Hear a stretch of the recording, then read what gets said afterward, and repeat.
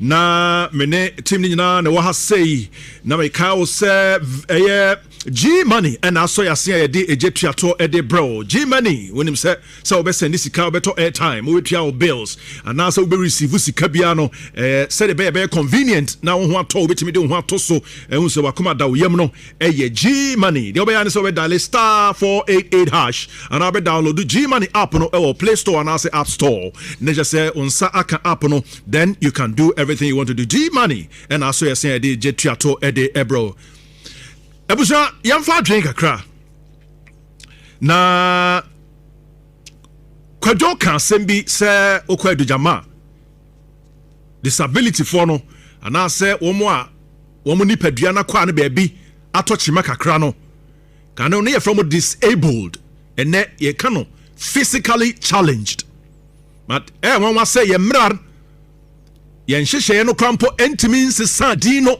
Emane and conform to the new standards, we still call them the disabled, people with disabilities.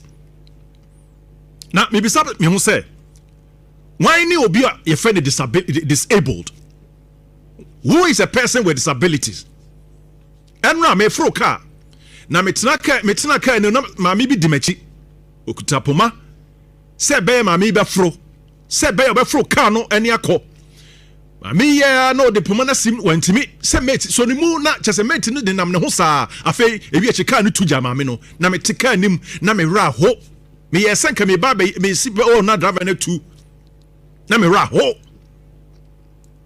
ye ka obi a wadi wo eye tomato wo ni nipadua mu a na kire sen obi a sabio na dwunu mu onya adwunu mu ha kakra anase nipadua na kwa ba bia to chema anase mpo onya tinka bi ene ye friend say obi a oye people with this and a person with disability na be say me otia say ebetimi ato obi a obetimi kwa awo so na wabubu ontimi ntena se ontimi sore nya hwe awo kekewu obetimi nya nkwanhia for the rest of the life ontimi nya hwe enti omaimu Ghana ha say Enfie duonu ni ya ye passe eye Disability Act 2006 Act 715 enfie duonu ni na nhyehyaya ewo emra no ho ne se ebabo wo mu a wo mu chimato nipadua na kwa anim ne babo wo ho ban the friend rights no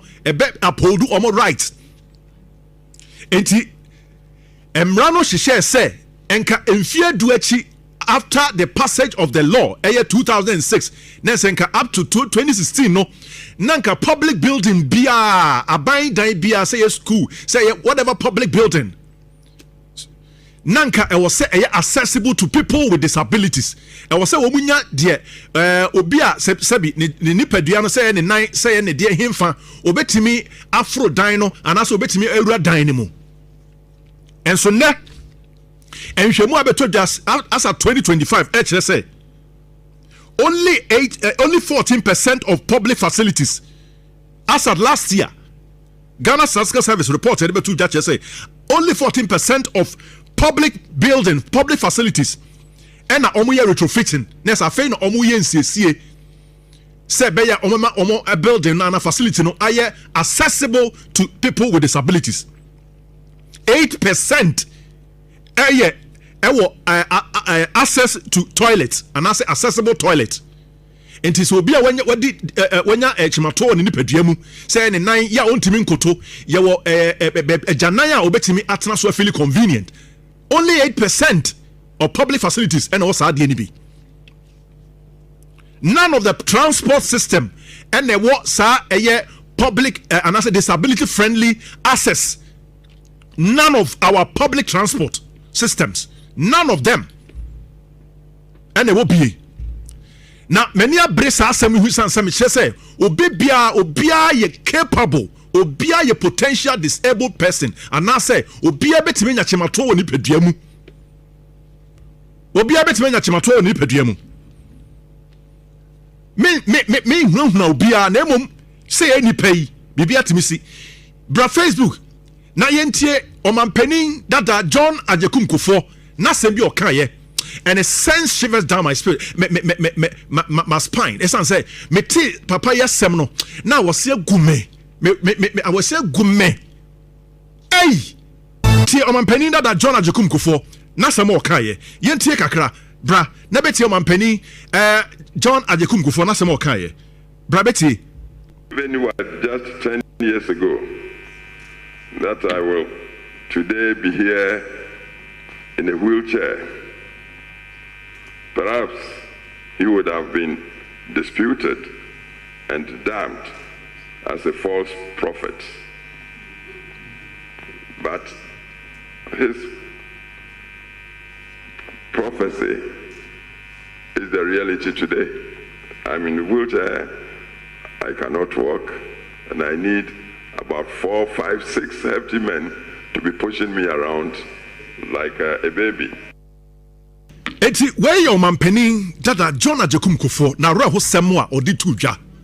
Se obi ka kire ne senko no obekọ sa situation we mu pa so obetena hwiche mu a ko obeka kire nipa ne se for wasem kọ no ho a se de ne ye yemfa wo mu a wo mu timato wo nipaduam yemfa wo nya hwe. Enti ye wo ani bi kura ye de hwe wo mu. But me pese me ma oti ase se de o mampeni that John Ajekum Kufuor aka no etimi to bia at any time.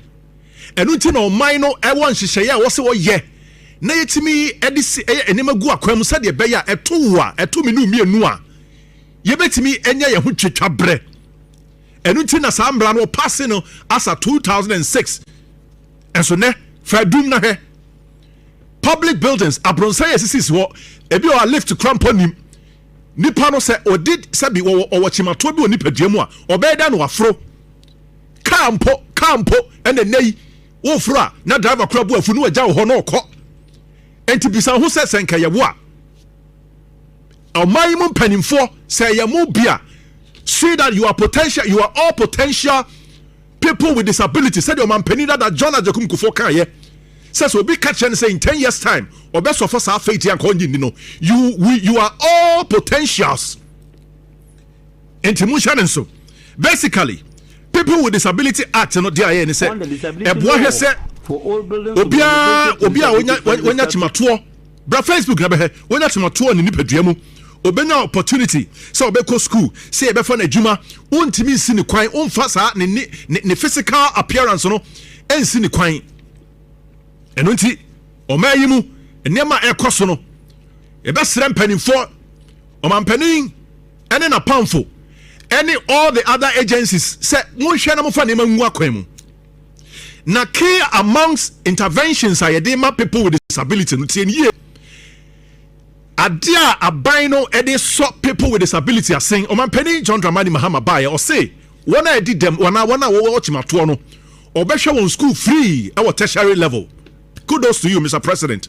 Yada wasipa because makasa obia a potential and omampanin that John Ajekum Kufuor aka no enti free senior high school ho uwia o san akotoa so free according to president ne hihye odi agu akwan mu na yawo nipa bi wo ho no ma wo de o mo say wo mo ma nipa e ho nto wo mo o man na ye nhihye say ye ma wo mo a wo mo e wo chimato wo nipadua ni mu ye ma ye nhwe won na wo mo wo ho hi ha wo no wo de wo so won pene o enti wei a public accounts committee assembly a course ho hwemami uba wo Facebook yi ohun wo mo a omo e watch mato e wo nipadua no he bra omo bre but omo mpo omo hu say it is normal but ya ye watching hu say they are suffering enti o man na ye nhyehyeye de ama wo mo na ye won panimfo bi akra brifo panimfo bi wo ho a wo mo de wo mo se wo mo mpene e ma nhyehyeye no enkoso na betie we bra Facebook na tie public accounts committee assembly a course so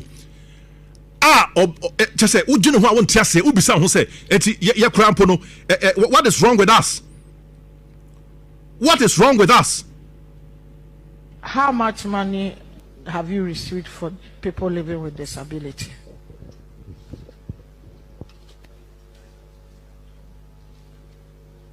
We have received 271,979. In Shiraya FM 104.5. Yes, please. Which month did you?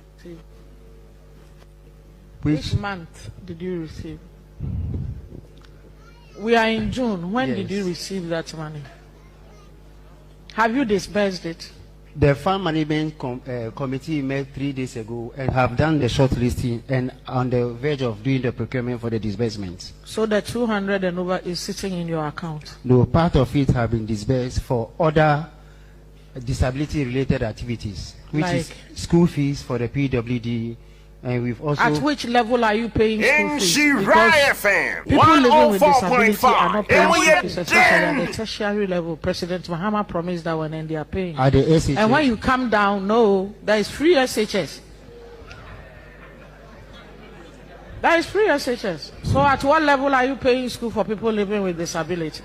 So, like we said, the PWD, the Farm Management Committee, chaired by the Social Services Subcommittee, and with the assistance of the head of the social welfare. Are there those who are disabled? They are physically challenged and are living in the various parts of the communities. So you pay school fees for what? No, I'm talking about assistive devices. I'm talking about the respect to the 21. I've noted it. Okay. You say you paid school fees. You paid school fees for who and for what? I'm talking about devices bought for the physically challenged. No, I'm talking about the school fees you said you paid. The school fees we are yet to pay. We've done the compilation. Hey,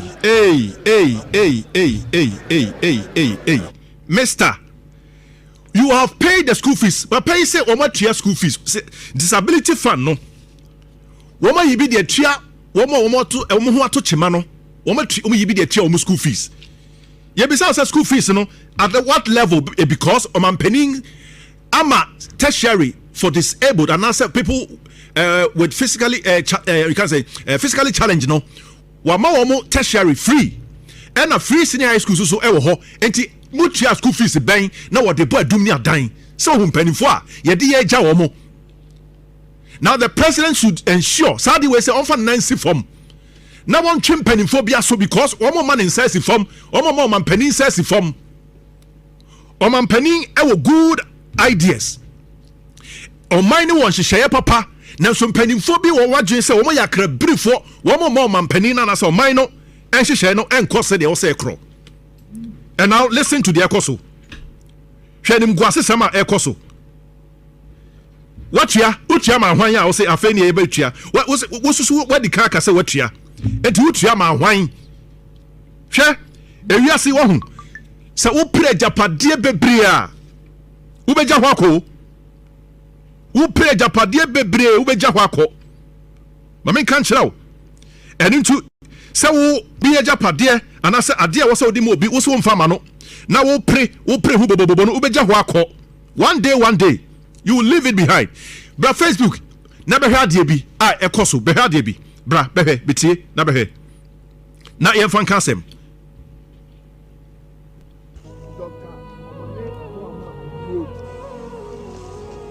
me pacho me pese me no di nkomo kakra mo hwe fie kasie ye be ko ho nyina ahia hwe se ewura agi fie na fa onim ni pa kwa ye di fie on say ewiase we according to Job chapter 16 verse number 22 I see enfia wa no bedru na be kokwan a onsama enti owufu ana ni fie nie no ankoti ase anka menyi ni say omane boama fie bra be hwe doctor omane boama say omane boama pani no nyame fa ne kransie ye ewiase emobo toto niema yie na ye fie fa nene dia ne dia enka ye ho a oso di paka se wonkwa eye mframa wo se wiase emobo yenko yenhwe wo de mo hwe nyina na afu no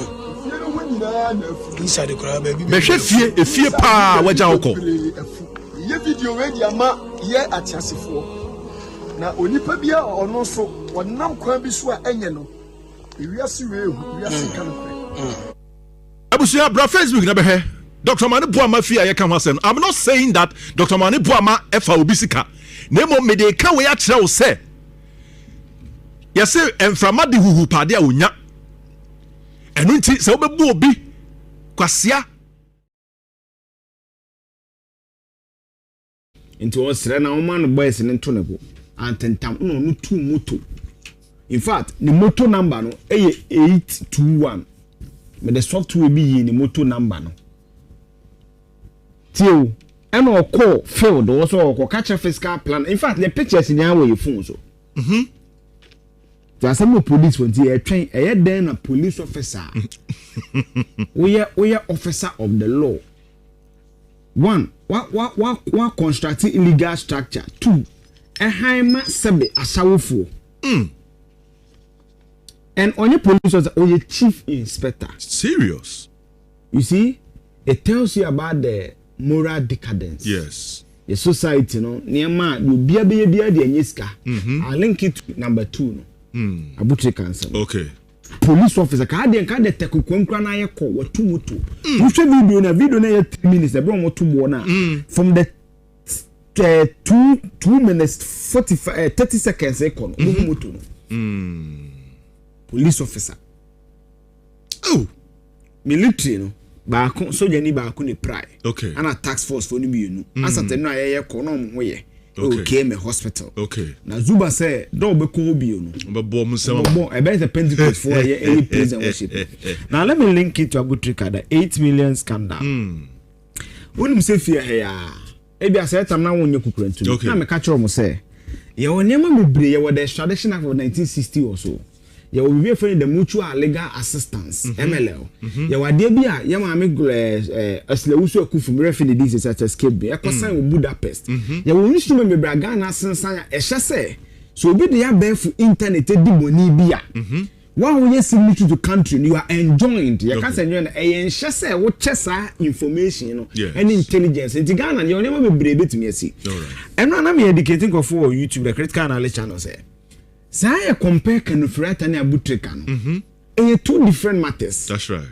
You see, Kanufrata they no tell you pass they say acquire more of the human right. You be protecting the human right.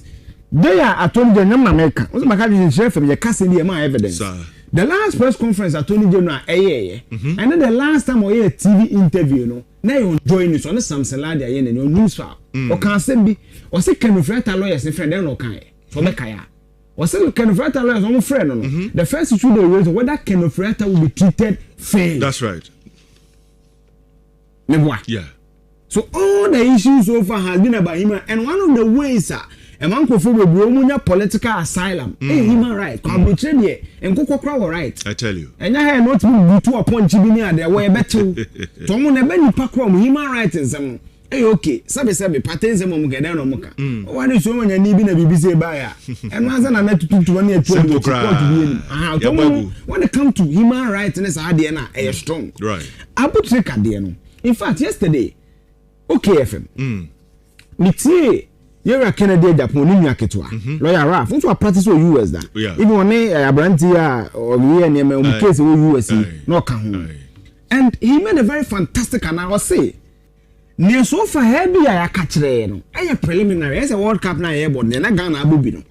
After na France and Spain there na butuka kububu US wo. And one of them unseal the entire document no. Okay. Near course no there extra extradition oh my word we can indictment. It's kakra mo pone ho kire judge the kwa na judge na say indict. And o can say FBI for them to indict you no. And for a court to agree for FBI to indict you, say there's prima facie determination. Remember SkyTrain there no so. SkyTrain na so was document na me be ya man bright Professor Meyako very Solomon Asante and no more board directors and the CEO respective of the Ghana Infrastructure Investment Fund I can say I told you no asem wa kan enkwasi asem ye no kran kasa ana court be ruling then me catch so for a court to say that oh I agree I have indicted him. Go to Ghana and bring him. Tells you that on the surface of the evidence available to the judge, there was a prima facie determination. As usual, you be do what them. And I'm ranting you made the and I'm ranting you say I'm catch almost say. PayPal kura you Ghana na enema be say. Internet TikTok for na your life yes can no music can ma direct. And this one from you America. Oh. No create account no. It's kind of about their tune, no their sandal. So these things have international ramifications. Again, the crown. Me say catch a man for say. Process now go to care family now. Now when you read the 1960 Extradition Act, it's there. Yeah. So Abutuka has the liberty to fight the process. But at the end of the day, the lawyers and so some more can the process now conclude any other call. So I think that in the coming days as journalists, we also need to look at that angle. But for me, the moral lesson I want to share, as I also myself a young person in my early 30s, is that the government of Ghana could have done nothing to save Abutrika. US is more mightier than us.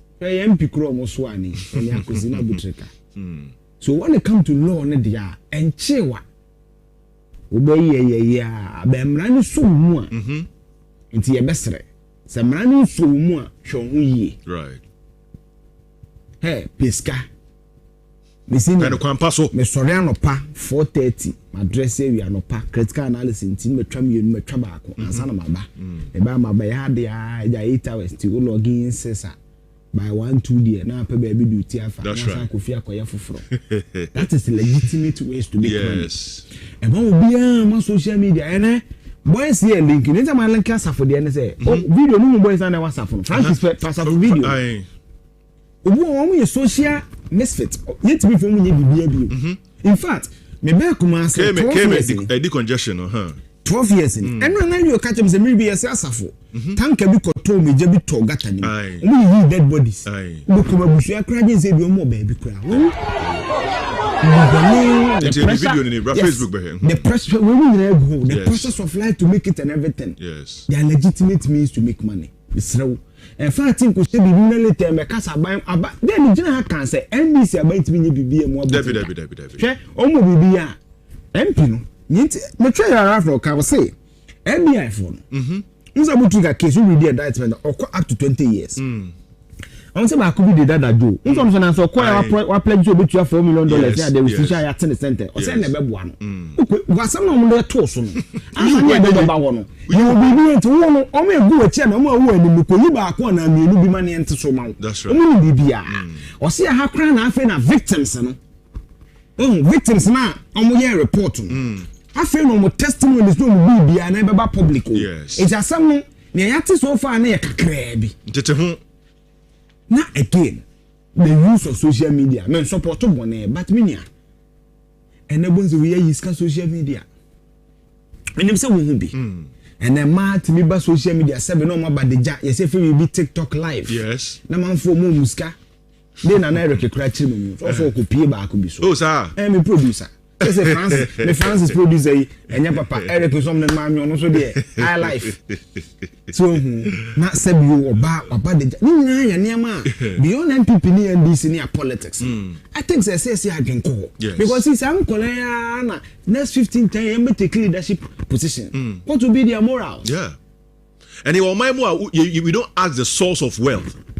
We now say Jessica. I had then I make catch you be say. Yeah, oh my, papa. What do you move for? Send a bank for 1 year. And who certain lifestyle? And so, penny me throw this out say. How are you finding your buying? Okay. No, they believe they don't have the moral banking sector. They do lifestyle on it. Yes. The colleague bank is or care. No, Nigeria. On my side business. That the bank called him. Come on, in fact, last year. Yene police PRO you here no okay o kan crophobia omo do omo krono bank on betra bank wa they even find tellers involved no my information senior approaching aba no ho about 50,000 no ma do care chia parking ofia mwa no omo ko face ka no na yene ma na bank ne na say on the report but in the bank omanya abre ma interview cra fraud no is to curb a certain thing enkoye abefo fraud ibi and could they are legitimate ways to make money. Since so now the only thing I will say to you is that be consistent at it. That's right. Now always I'm a person Saturday palm me judge na hey. Senior. So this 7 alarm na mo. Na hwi me ka bedu be ma we are matcha 7:40 no say to kako. Doesn't make sense. But kakran na me na epeke. Yes. Kakran. So I beg you now we phones when in come. Near Mr. Question. Wow phone. Sika nya ni wiase nyina e be 20 ska wonya bo meso. Na aba body ska be body phone bi aba. Na say gay bi a yesi brand bi bo ni to ye jiho se.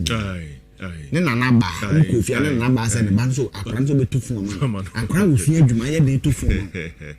So all these things are things we need to look at. Right. And I've taken about 15 minutes of my time to talk about because it's passionate for me. Yeah. Because you share here your society be nyam kola on morals no. Muha. And then why? Now let's go to SkyTrain scandal. And one of the scandals at the beginning of NPP abana and you be an a cover buy. Now 2021 ana auditor general be catch and say you free be SkyTrain na Ghana the $2 million akushim. Yes. Okay, I'm saying Ghana the SkyTrain the FM crying here na sky. Tina etwetwe aso. And as usual them because as journalists our fidelities to the truth. Then on the Joshua story here September 2, 2022. Means that time no kana aban we mai. Okay. Then on the journal ko say an amount of $2 million, $2 million dollars paid in 2019, the trace kind of 2019, where news report, remember court documents and catanzo. As premium to acquire ordinary shares for the development of Accra SkyTrain project has been reported as a net liability. See, that's for chairman. You can't net liability, and that's a liability. Idea a boka. Idea found for swam. Yes. Okay. This is contained in a report by the Auditor General on the public accounts of Ghana's public boards, corporations, and other statutory institutions for the period ended September 31, 2021. Frank is Google SkyTrain scandal. I won't confirm you to be Solomon Asantene, Professor Mayor Konfiana. Don't pictures not to some. I'll come back to that. Now, it's Auditor General and they report on a buy. Now, buy we buy, no more, ya, no more say, but this week, a very significant ruling koya. As I go under the radar, but I want to bring it to your attention so that we discuss it. Now, Attorney General Board in Korea, in Kofumi, I charge him, Solomon Asante, Minister Solomon Asamaso, Minister Frank Zenya pictures now, and a Professor Emia Kofi, and Papa Kofo, Professor Emia Kofi, on a board chair of the Ghana, on where you under confusion to mention a gift. Ghana Investment Infrastructure Fund. Ghana infrastructure never investment. The confusion maybe infrastructure investment fund. Okay. It's the Republic versus Edipa 2. A brand new in Solomon. On I know you see and a Professor Miyako Fina board chairman. Now assembly in understand. The kind graphic the amount by Uncle Court and this is a document. Okay. Now this ruling was based on a brand told general bone including a real non confirm you in our casa debi. Now told general can in moha to million one any na yan shade. I told general account or the bomb is one conspiracy to commit a crime, willfully causing financial loss to the public. And only count one. Okay. Count two near willfully causing financial loss to the public. Count two. Count three near willfully causing financial loss to the public. And account four, conspiracy to commit a crime. Count five for also international dissipation of public funds contrary to section 1 of the Public Property Protection Act. The count says intentionally dissipating of public funds. It's a 6 count and the above. Okay. Now the summary of the facts in here or say the charges are based on the following facts. The first accused, Solomon Asamoah, served as the chief executive officer of the Ghana Infrastructure Investment Fund. Okay, infrastructure first. Infrastructure Investment Fund from 2017 to 2024. Now I decided to read about this company or this entity. Basically, this entity is that infrastructure do Ghana. They are the foremost agency betting me on so where you Solomon Asamoah. On know you see Frank is for last week and to show na men kona man for him. Ana papa no Professor Emia Konfi. And I said the second accused, Professor Emia Konfi, served as the chairman of the GIF Ghana Infrastructure Investment Fund Governing Board from 2017 to 2020. No, SRV just President Kufa the first term. But everyone Solomon Samado surveyed the full 8 years. Right.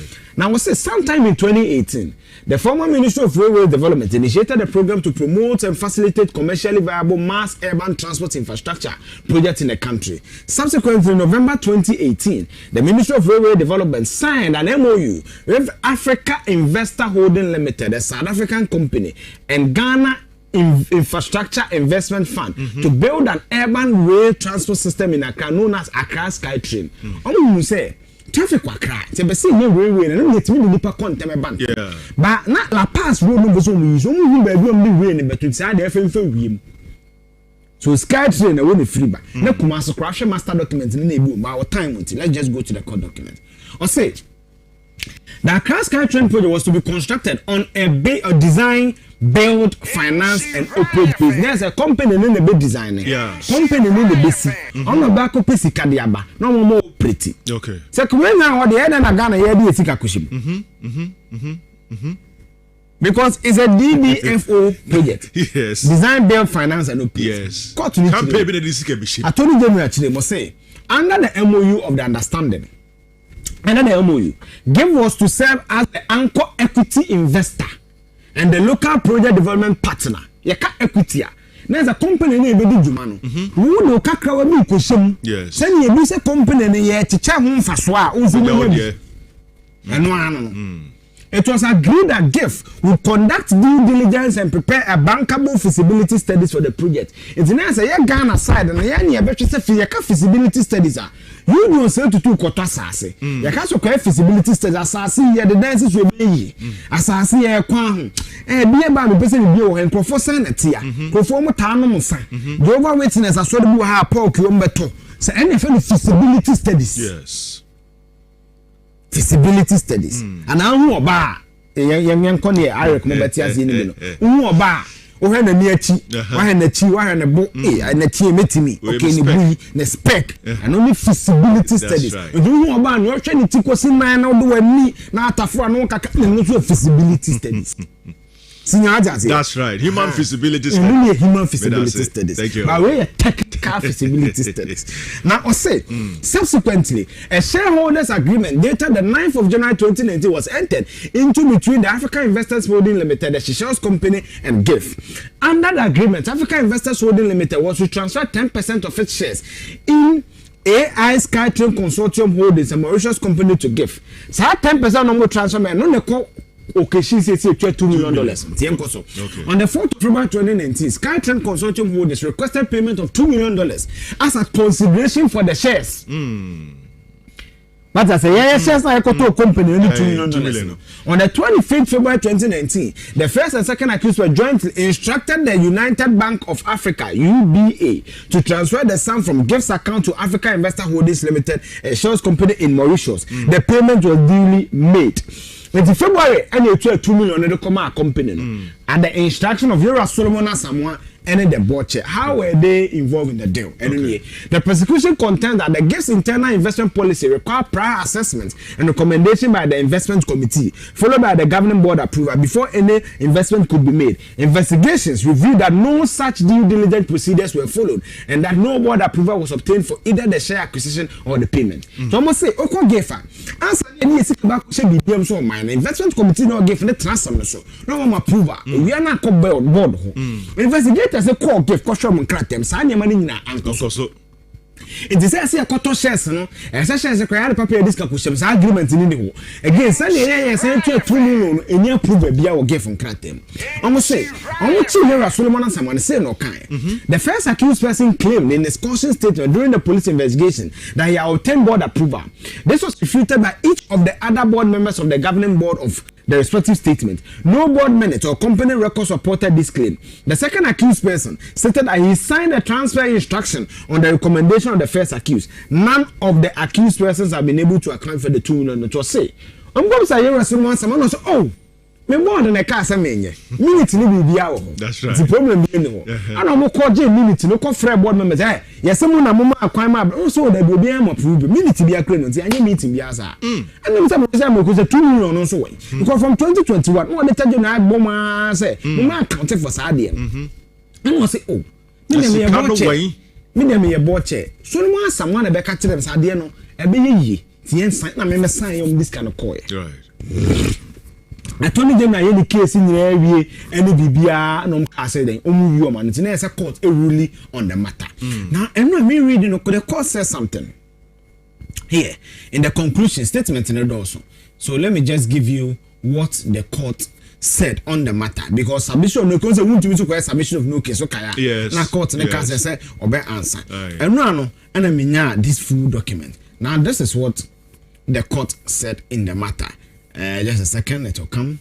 In In fact, on Kraka says submission on parliamentary approval say the accused person argued that the issue of parliamentary approval was not particularized in the charge sheet and should therefore not be considered. Also, anytime the government of Ghana is dealing with affair. Yes. Dealing with a foreign entity, that agreement was ratified by Parliament. This agreement was also not ratified by Parliament.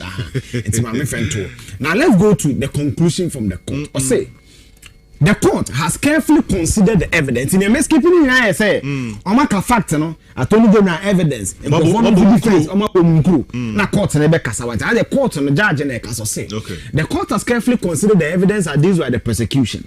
Next, the prosecution Attorney General side.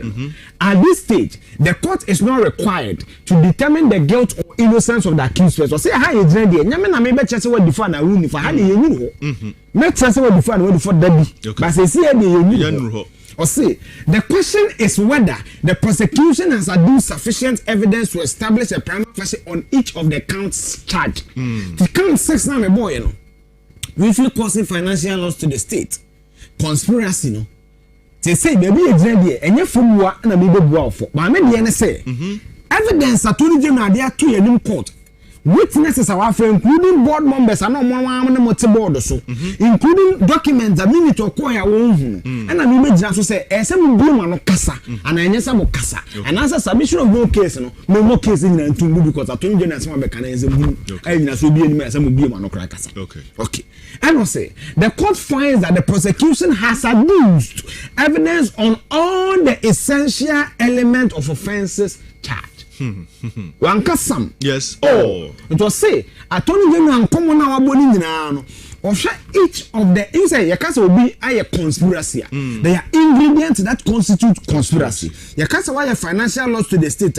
Your ingredient that constitute financial loss to the state. Your case why a real full financial loss to the state. Your ingredient it's aggregate to convince people so why it's hard. Or see on all the essential elements of the offenses charged, the prosecution has adduced evidence. And a court in the same court say the evidence, if it's a conditional statement, if accepted, is capable of establishing that the accused persons caused the payment of $2 million of public funds without the requisite authorization, that this has resulted in a financial loss to the state and they acted with the requisite intent. Also, evidence here, do many Munkasa, there was a major to yakoyese mutu esika bone ebra na munum se sika na mutu ya na de asembeba na sika na mutu ya na kwa nya approval na mutu esika. Yes. Court no kase the evidence is also sufficient to establish a prima facie case of conspiracy. See the conspiracy the answer me shada no na see a baby say ejuma or say the inconsistencies in the evidence and the competing interpretation of the documentary evidence are matters to be resolved after the entire trial. That is after the accused persons have had the opportunity to open their defense. They do not provide a basis for upholding the submission of no case at this stage. The court finds that the accused persons have a case to answer on all the counts. The submission of no case are hereby dismissed. Sky train scandal court na bi mu do se ba bi a wadu die ye wura professor me ya konfi ene wura so maso mu bi o ma no court bo asem no gu enye yi court no ba asem no gu enye yi e so mo be kasa me do be sia. This is basically what I wanted to give to you on the Sky train scandal. Okay. So I say come de pa no hu so bi no aduane na wo say aduane na de na etufa ohwinim na sa wo tafere ano no minimu ye kokko eno na yugina ye no enti say we keep you in suspense. Oh that be no say is a court so wo question me ask to mo so mo do am ba say maka cho say when it comes to the oral me nyamra ana analyst journalist bi anyamra and yakoso court na na ma be ka kire this week say na man for di matam say hanan me say na man for court no so onko henani and kata any allergies or court documents and no you say na ma bo mutaka charge sheet na no me troy and ask am so na mputu ya me dey journalist me dey say me analysis na dey amount say court we rule court rule say mra no eni me ho lawyer kra me nya bi na ma be judge ti me dey okay all right Frankie Semfa betu dwana say cleaning national cleaning exercise yes eno ehun komo na ye hwe ade bi ewo eye Ghana ha say share sofa line. No, no. Cleanness I see yanko sofa line there no.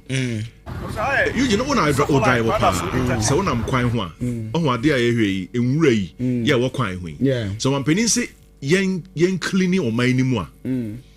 Oh, na hwe we say. Quite no. What food? We wait my chakrantia crown. I tell you, it will be say a day na buy no esusu eya buy mu mpanimfo a ye de tumi ahye won sa ye de kuru ahye won sa. You see senior senye enyo man we ni emfam na anya dwuma enka sa 350 million kan ki ehia anya dewe se ibe ya Frank is bit many picture my Garrett for na ye research bi songo any tetegudi me so on pictures na from 2015 ye be seen there senior bi say say it mean this is Okroma Mpamasem senior do you need the regional minister even John Mahama to tell them to do this There be say we ki muhu me ne amokame wa sokwa na wo fufu me be jiro mo so do so asa no pana no ana na de bia say ye ne mo be kasa na ekwan asa ye ne mo tentama asa na maye Inti muntimi mpankrofo at assembly ni DC we so fly under Bantman number. Yeah no party under Bantman and party Padasu. Me the fofo be say check nyankrofo ma omuntimi no ha. Me ana santo mo sam no keke kana na me The truth so line there no me the fofo be send o. See the truth is that DCC be bring you know any MCs no omo nyadwuma last 2 weeks na me catch you say me kwa agugu ufu konongo say konongo trafficking na krono aba kwan no ho de ba me na be da ba bi a wo branch de akwa agugu no enya me na amna no ha be say utebu amna tunje bi pe da kwan no ho ana no so nyama ha ma na say we jam me ka say kwan me agum I used to say this. Brafedu behade. Brafedu. See, before Nana left, I did a consultancy with a German corporation. That was the day I came to the realization. Say, me. I think that the paralysis of our development, MMDC is. When you read Article 243, the Constitution here. It is clear. You are the John Mahama. It's Mahama. I'm not making say kwame. Dem we fu say ti won mo dam hwanti mo emfe. Na kan ta me nto amase o. I wonder. You are the chief administrator of the region. The district of municipal. When the president make an say dokwan ho nti ufie say we ja ho na say. Konongo. Obi afa konongo se baby a branch de kwagugu no. Amena bi ye da ho. Ametima pamya kakagum na ka no. 4x4 you ma me bomb pakan ane say on do mo wan ti ase omo nya de kra dey amuka me no 2 days ago asokwa interchange ya diary say diary live craba o kakra fefefe na wo fise me keke ma 5 hours no mo do I say we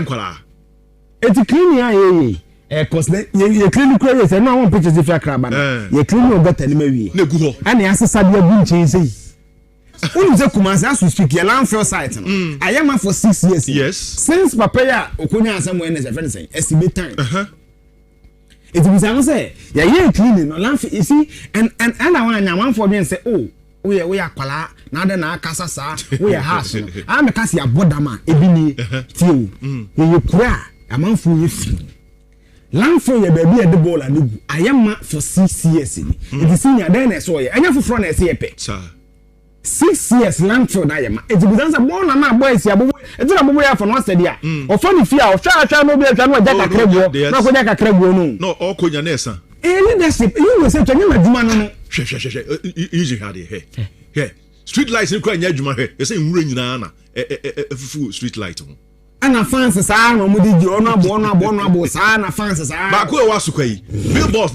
billboard was see the pictures abo so keke wonya adwuma no president kwampom fa ni pictures no see yo na bi akwa ama me kasa ntrom ye frama nya ni bia na ye pew ye se be nyame ada na he na betima de mai na nya he akra endi mfobuo nsa se no ma ama yi bibi ana hwe ye bibi mfo bia ho ye adwuma na ye be me fro na afa nka me fe ma radio so na nya na yesere no people have a perception say me come some radio so as an time na for one fa me kan radio so ma kodo omo be so fa to kwa omo no e omodo it say you say sa na mo pare yam from kra radio no so na mo fa tech kire he ofodu kunya tare mu kakra ansa na tech janse kwa na isi sa kwa na esa for 10 years adai yeah net no in discipline abruchi ne nje sa say senior de wako menko meeting red night which risker it will say can no boy be sending it's from the foolishness of people. Yes, dem ya make say na you will let a little bit of madness uja obia be ya de enye but that's why they are lost. That's right. Ya net are you overhead. There's a reason. It's an ends among for me quarry. It's an N6 highway. Okwako was a quarry it's a trans-African route. Yeah, what I say near net to say ejimifu ti maye ntwam o matwa net no yanka ena de net no ya why be se fu ya kobe ye entrance ya why ato asem ni but uma sugar na the tax force no nija utwam ya give 50 umetwam ye na mo na akoto won e 25 cedi enti ni se benya 50 cedi umetwam biem overhead won se mo provision there's a provision. That's right. Now you came for Shase at the man for court. You buy ye. Came at the no. Almost as some dem court no. Ukwaduma. What to come? This is President Mahama as this is Odomba as 43. And I say no nyamu nanim. And you make a bad. You see, people naturally will always resist these things. Yes. But only done his own. And your answers can't be booby. I for quanta or sanaba can I see.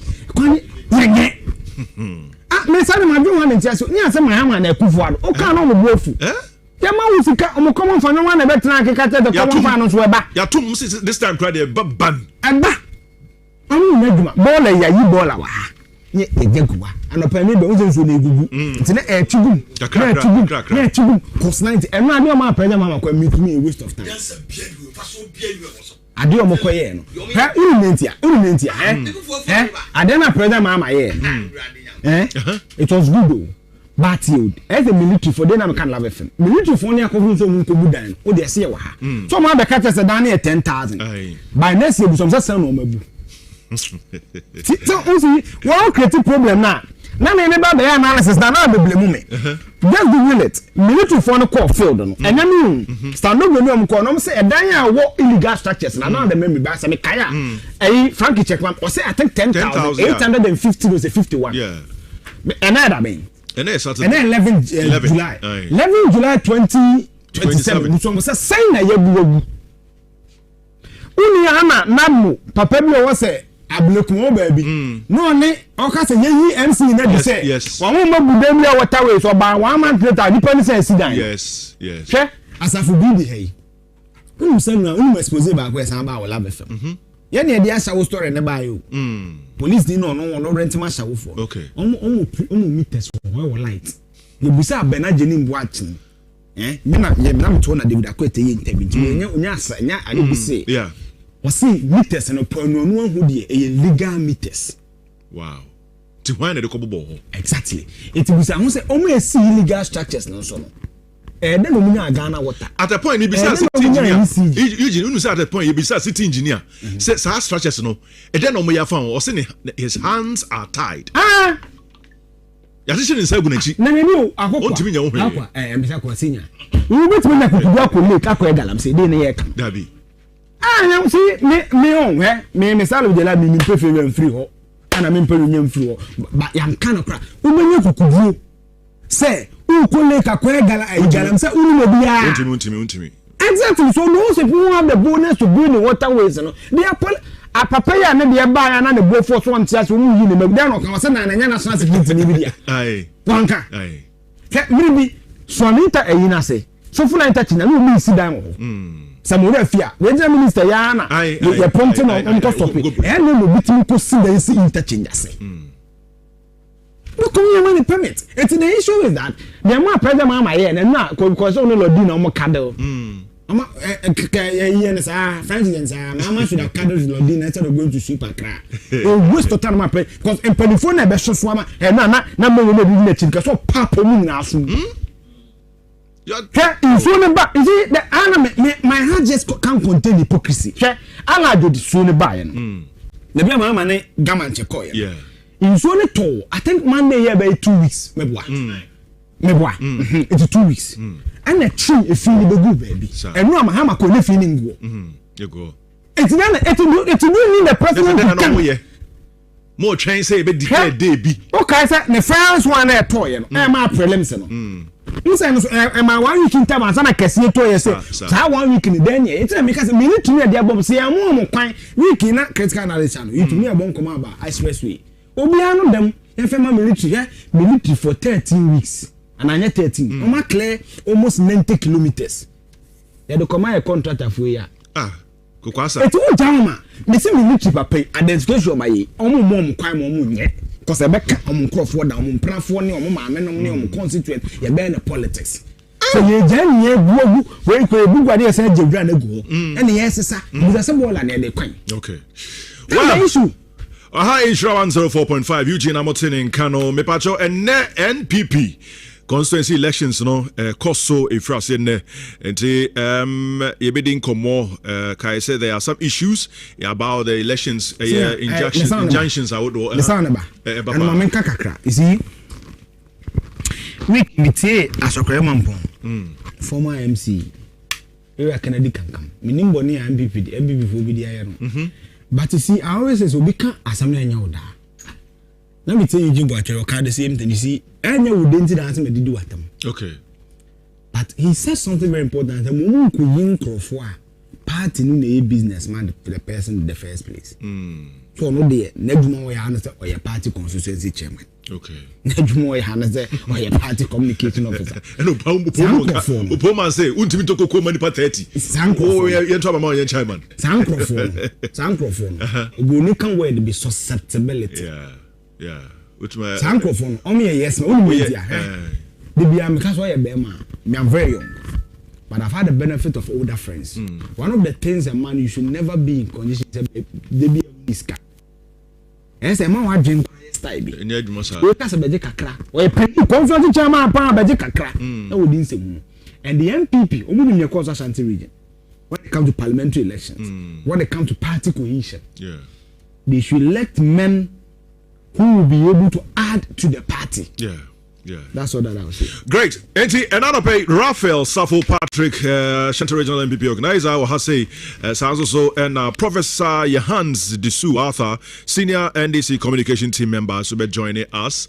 Na Yedi and Komo MPP elections, saying ACCO, and the cleanup exercise, Krum to saying, Modem Wajim, Mepacho, Omamba Pa, Mufam Hunim, Yen cleaning, and some more Hodia, Nanso Yamwa, na yen sisi emaino na bibia enye kama yemwani sisi emaino bibia be kama na mibisa se enti baby bia eho ano eho enwura no efufu sa no ye prapra ye fie no enti hwan asede abanyi hwan asede se obedodo ekwan na efufu no ya wo hwe kwan ho a edane kwaye no hwan asede enti wo si ye sisi ye fie wo wasede no eden na wo ye anopa yamantin and Kasei Community Bank Limited make am for the amount say bomodin fa ho bo mo say eba no salary account omo say wo badachi account enso ho Christmas account salary account fixed deposit savings account susu account ho one more loans omo edema flexible loans fast and flexible loans funeral loan ho microfinance loans agric loans business loans salary loans susu loans enso so e kan ho bi omo other service we say Western Union Unity Link Transfer Apex enom edifa ho bo eye amanten and Kasei Community Road Bank my bank na ye de papa omo kejetia KU ehwan so omo branch ho ejura amanten atebubu yeji Kwame Danso and a kajeji enso omo ho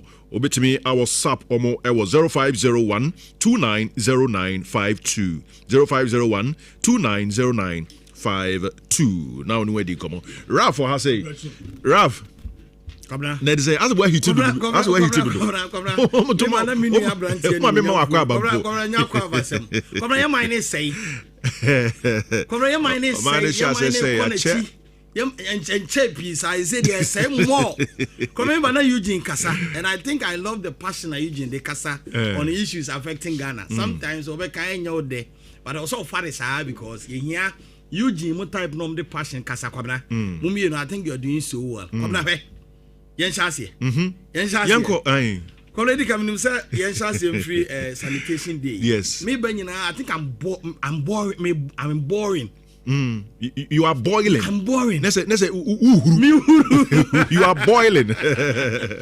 Remember when you're now Pensha FM 104.5 FM, the Amay in Yanfanchia Ghana for a T4, and it will be Biara OTA, and then say MPP Twaba.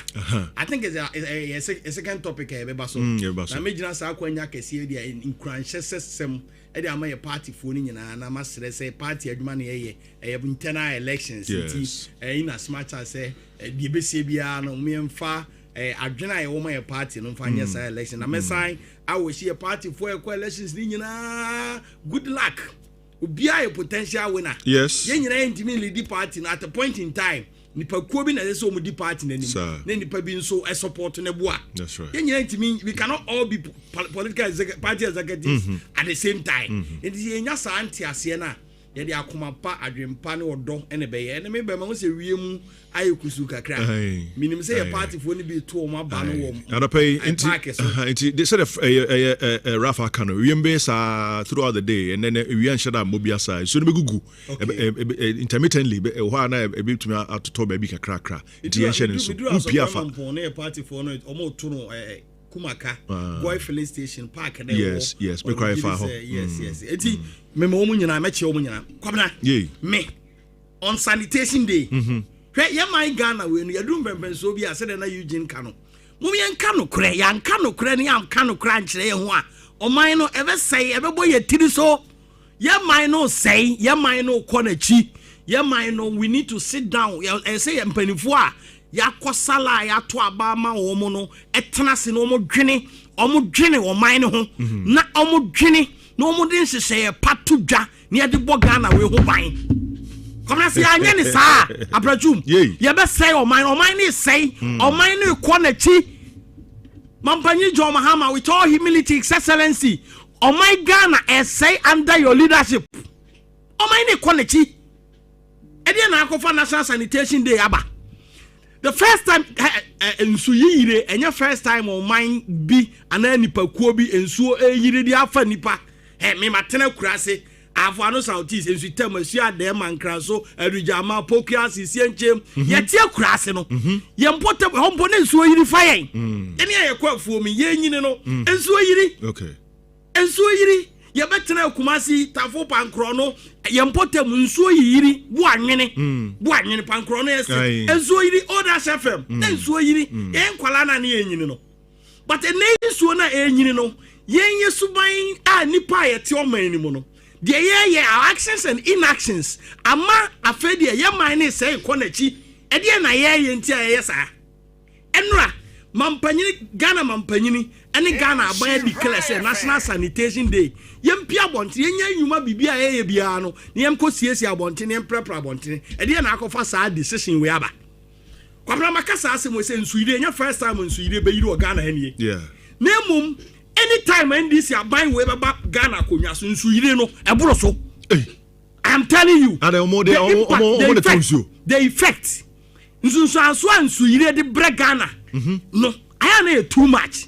June 3rd 2015 June 3rd 2015 ensu yiri timi yiri fa Ghana ensu timi yiri fa Ghana e ma jasa to nsu nim June 3rd enipa ewu Ghana ha enya senketwa ajapade a esai wo Ghana ha enya senketwa ni nyina no na mampanyini John Mahama na mampanyini 2015 mampanyini John Mahama Ghana mampanyini ene NDC aban ena June 29 and I know now me and say June 29 NDC aban mampanyini John Mahama the second time ensuo timi yiri ama nkran nyinala ba biala ensuo timi yiri ama chese ye hunu bi kura da me no mienu ba wiase ye mu bi da sansuo no maka se sansuo ni to anadwo a e na wo se wo dem ensuo yiri e na wo pia abontere yiri ya se dum kanea akade ne besi Ghana ha sa ada no nipa nke be wu no me it is because in so no talk as a interest so no talk as ade na ye ho na me ba no okay me say nipa ye declare omo dead 33 no eburo sa yete TV ho ya hwe enso obi se container me nso de ne ko unim nipa to afri sirem asantemam ene other regions akotena bontra yenim fia omotim omde de container se nipa ni nyina nso yira fa omo nyina do makogu pum wo be kan 33 aman eburo sa hwe japade asai hwe amanfo kasa enso atwe omo nyina akogu abontene akogu pum thousands eka ede na mampanyini ni ndisi aban ye ade achen ya mampanyini ko kan statement that is all wa bo kafauka enipa omu fie omadan omu mattresses nkonya omu dan mu niema nyina asempo no oman na ntimi anwene wo ho se ye bebubo shelter ye besi tent bi ama Ghana fo mana omu ko ahoyeye amu no ya pe ba bi de abo ho ban Ghana mampanyini John Mahama ne NDC Ghana fo ho nya omu ede ne si ye ya ankope emu ana bibi mpo apart from Dr. Mamudu Bawumia yehu say what yesi abontra fa articulate moma no wo chema Ghana for NDC ni mampanyi John Mahama anamo bia no aban wetu ye. There was some intervention me hu be bia omo eche mattresses ni ade. Yeah, obi ko che Bob DC MP NDC MP Bob obi a ne dan ensuo yira fa no Bob ne eche ama no na ne fi o kane akra ho kane ampo woni fi a yakoche Bob NDC MP any minister okoche Bob Sani yama we nyina sisi we NDC penso e wo se yebusa en ho se NDC e de be na MPP ba power e de be na MPP ba power omo ye ne consciously a emma saa ensu yire kakrakasa ne eyiri fa Ghana that should be the question asemo sisi yebusa ye ho no Frank is be the video be send you asemo wo se Ghana fo busa NDC ni mampanyi John Mahama aban no kwabra me no tikrom ha for the first time in Ashanti region KNUSC enso atime yira fa university kakrakaya Ghana asantima mu nyina hono na ye well planned society okay no eno de subo no ebo aban no gujo ya brother me makane ha na ano me kan me se nye de okoto a wa che wan si de o mikro madan ngumase on na man so ko yiri fa KNUSC what is the government doing? I'm coming there yet enso atime yira ma KNUSC a e modern society no enso atime yira ma school for nkwala no no mo tete abrosan so omu nyina atimi adwane akotetra abrosan so na nka otifie oyekuani a oba na ade na ba university no na nka nsu ayira fa no ede na aban we atimi ayem o menka wade bi in 2000 George Kumkufo ni MPP be di Ghana so no omu trace the flood history of Ghana ehunu say yamfa na mo bi anto ha oman we nsu yiri be epono kra be yira fa nkran ne Ghana nyina enti President Kufo say the ministry be the Ministry for the Modernization of the Capital City. Ministry for the Modernization of the Capital City. Already better be lamte na asase no da no. Sa modernization of the capital city no. E ho no mo ye bridges, interchanges. Omo di siesie nkran prapra mpotamu etetete gota horuo mu.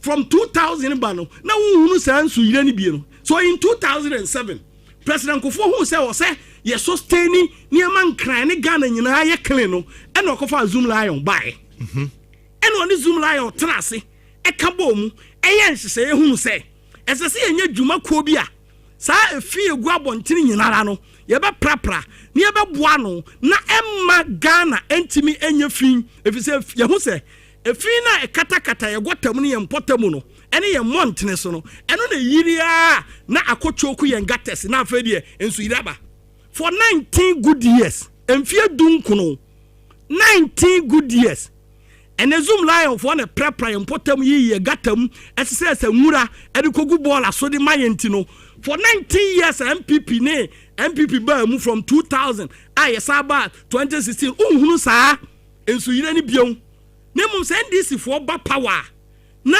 sanse say pa na aban ne de ato akwan mu no na omu didi agro sa wia na afede nsu ayira for man no na oman Ghana ye to ne hwe ene me no kasa ne Zoom Lion prepare bontene maye no aban se ne contract a ode ama no watwam Kwabena watwa contract nim te me no kasa ne no Zoom Lion ni Ghana ha nya adwuma biom owo Kenya owo Nigeria or other countries na oya adwuma ene Ghana ne ball a cars akese no. Ye nkwala yetiti o tafo.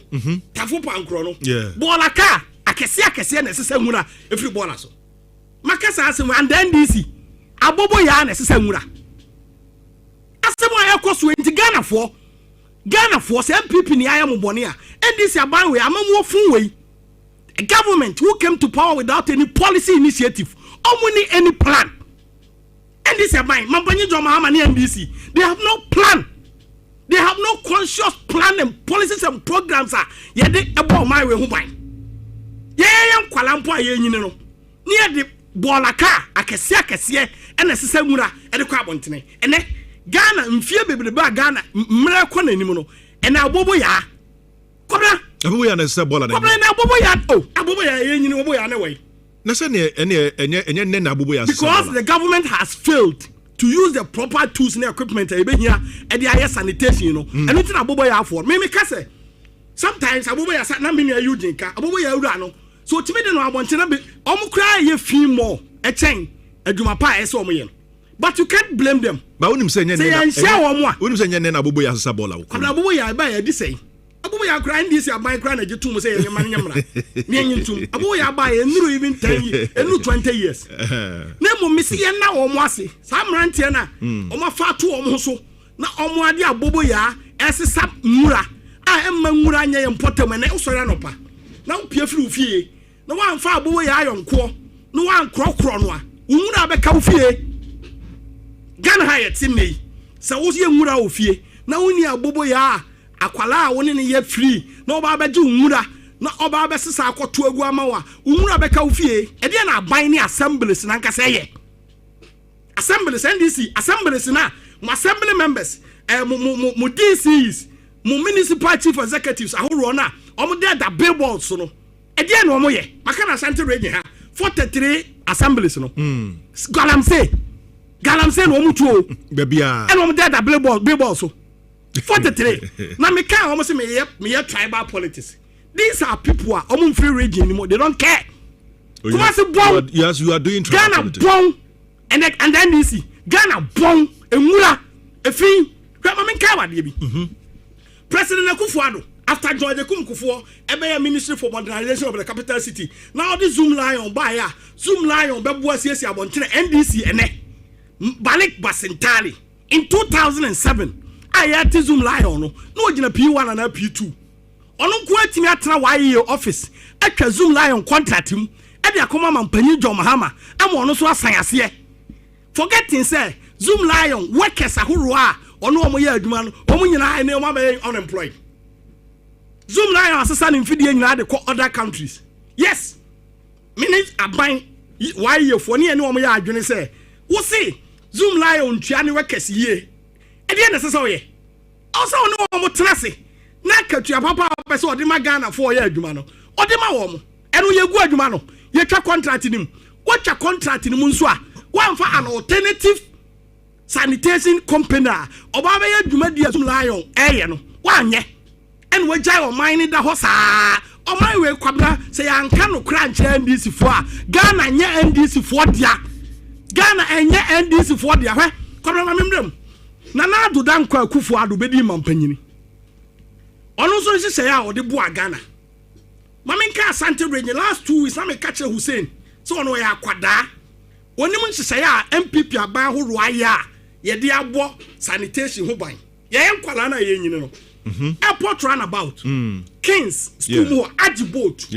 enso ta ho no ne adua hwede Kings konfo anoche no machi ho no ne ne adua hwede enti enso ta enso free airport runabout the free estate junction the free crow from the chamso enyina ebe nyina no ebe tie runabout no so ntine enso yiri e wo ho Agibot emutuo special na manfo ntimi nko ye wo places Atafoa Abrepo junction Katachia free fa osofo odifo Katachia free fa baby ana wo ya asore no enso to a ye nuanom ne abusuafo e ko bare kese ene saa kwan ni nyina fufuo omuntimi nko yeti krom ha high school junction atonsu e wonum nyina ya baby e yiyiri na na do dan kwa Akufo-Addo ne sen mo se mensa e baaye no. Look at what they did.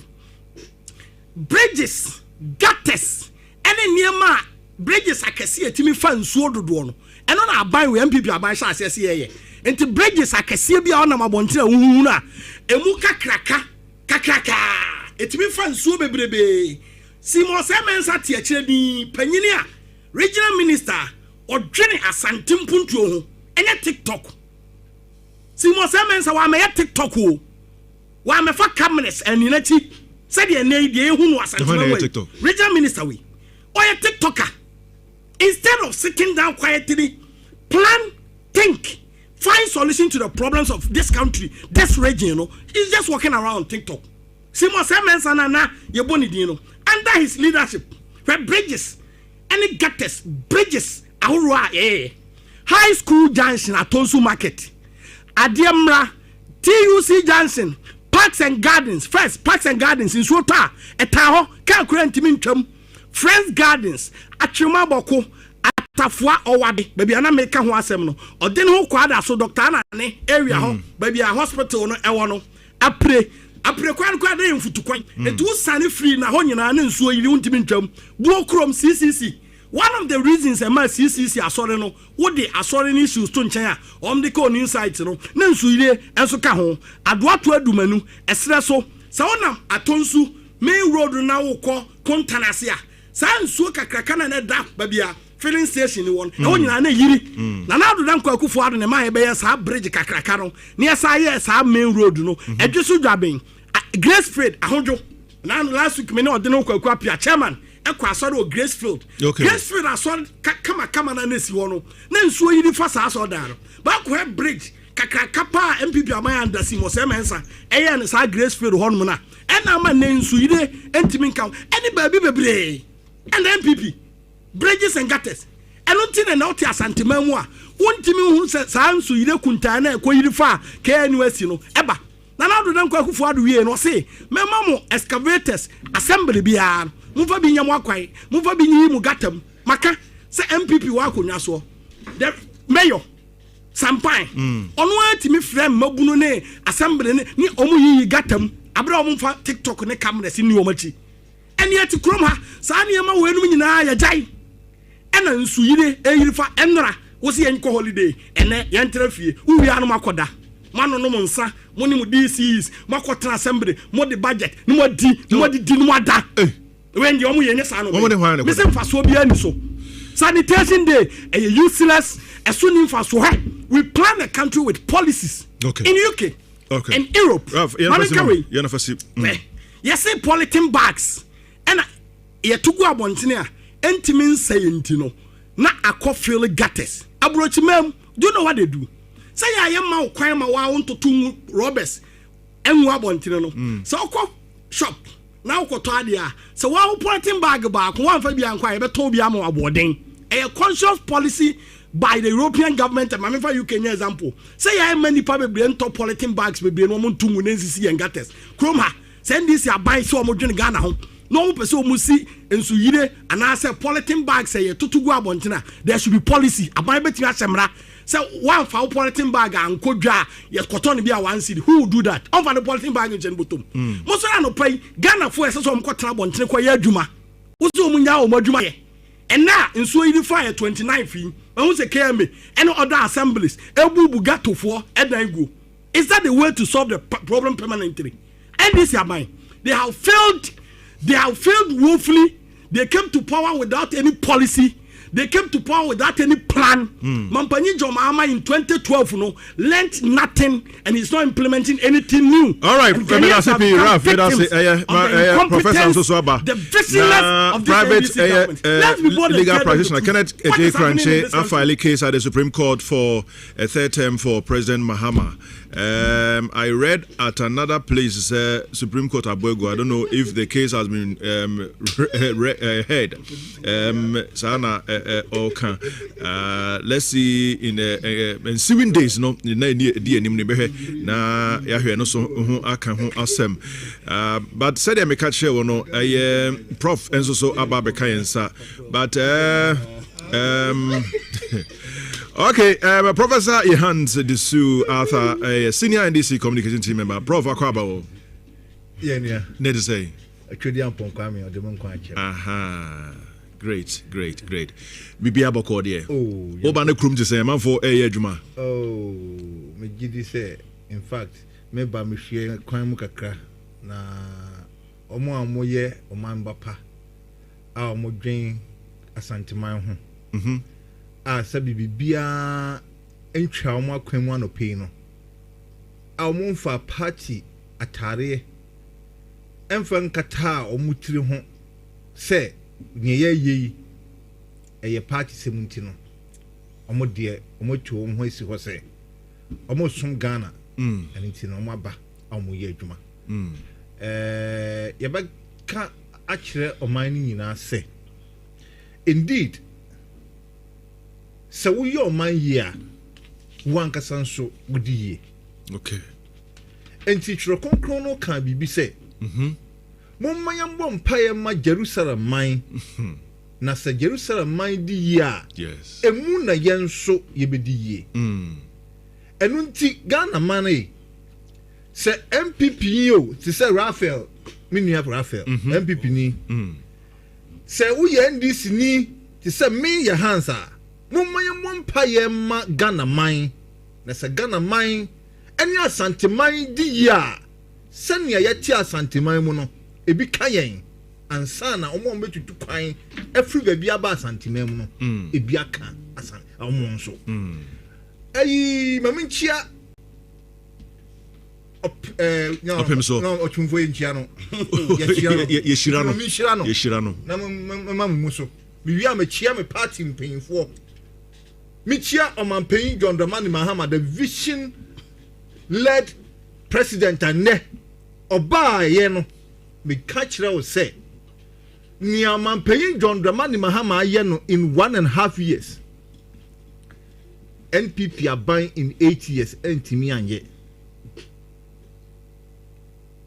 odi am kana say Ethiopia enti say we say ye asol dem mu a enka o say ya no mo onwum bi a wato diabon semantu anye Yesu ba ya wa bayu won kwa sorry Papa won kwa sorry be kwa sorry pa what is happening with that matiba what to be that aye Rafa so to be that what to be that good nti we ka so dem an kasa na be kan ba we baby Ghana duro enya quotation ji o enya mpaibo Raf minya Ghana wa chi Yankopon de amamu samunye eja mpaibo ni quotation ji na wo ke na bo me pa o ba di kada ke betimi apuju eni abri o me ka sa me chiro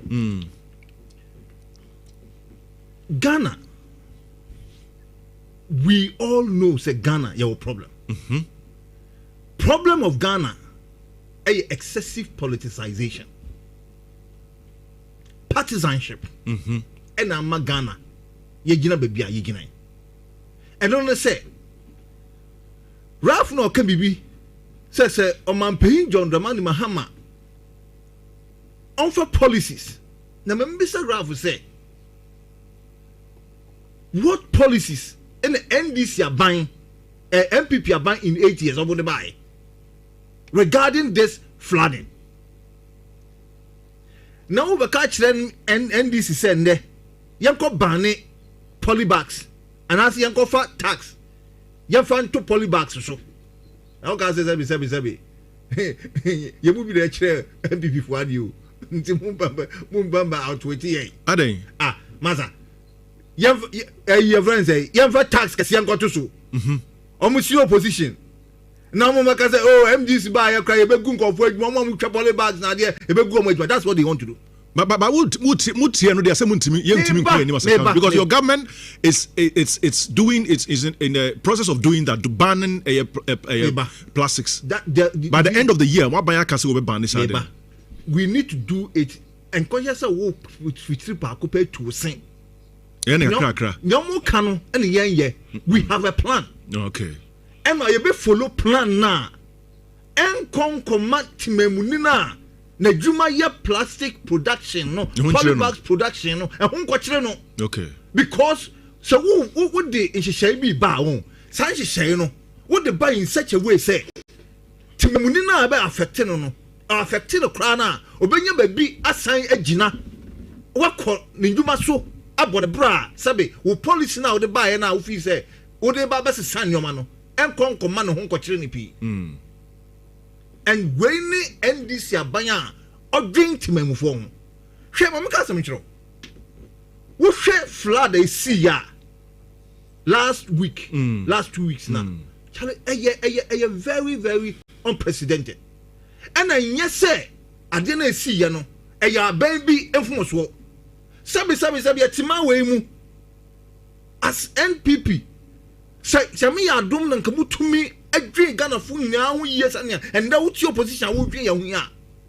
na nkamuma ya din hihye patu akwan mu a nkabade sa wo yansi but ni nyina nkamfu ano ya de chichiri jawa ni de asoawo isa and na ye ba no so ya say ye be reset it and the resetting no so no ye gusu a ye reset it ni pese ye kire Ghana for ne say Saraf no MPP for say sanitation day no man paying John Dramani Mahama no why there what declare enye necessary a yesra no ono no MPP for omo konkotena mu dem Ghana fu asabe ene asantimamu fu omo dwen say omo de omo ntena ho emma your friend say efi enhihye ye gata mansu yire bim sa ma yire ye no omo de omo ache ho wa gukrom onyankopon hira mo onyamo kase asem adwe asantiman ho onyamo kase asem mu clean asantiman ma asantiman enim nyam asan ababiem the garden city adwadwa nnua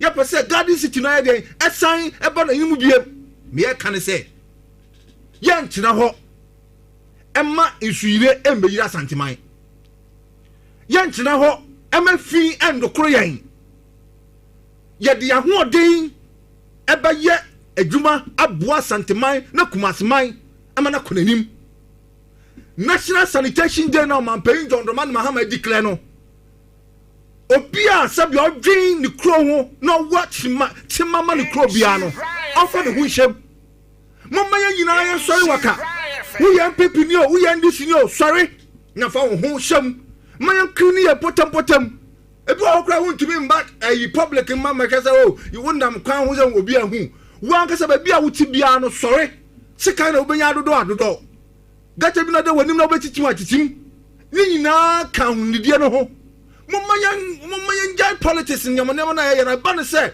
bibia betimi di on ye nia ba betu yeso a momma yan sori waka yan yi ya party ntare ngu ho na momma yan ya fa show man no anim yam ne krona yatim na anim yam man opportunity se o man panyin a odwen Ghana ho hwes ahofa ma o man panyin John Dramani Mahama edia ma Ghana na wanya echi no mini arrive abetena ha aka kire me say o ma pay John Dramani Mahama onje Ghana ho o say nsuo no yiri ye no na o te play mu na wiem nse so be fo onia ma me kan sam jiro MPP for na ya no mu wi afi wonim say in 2001 isu ye bi ba Ghana ha no banyo ko 4 pence yes omo ba ye 1 year pepe. But now when Ali Mahama, the late Ali Mahama was a civil engineer. Yeah.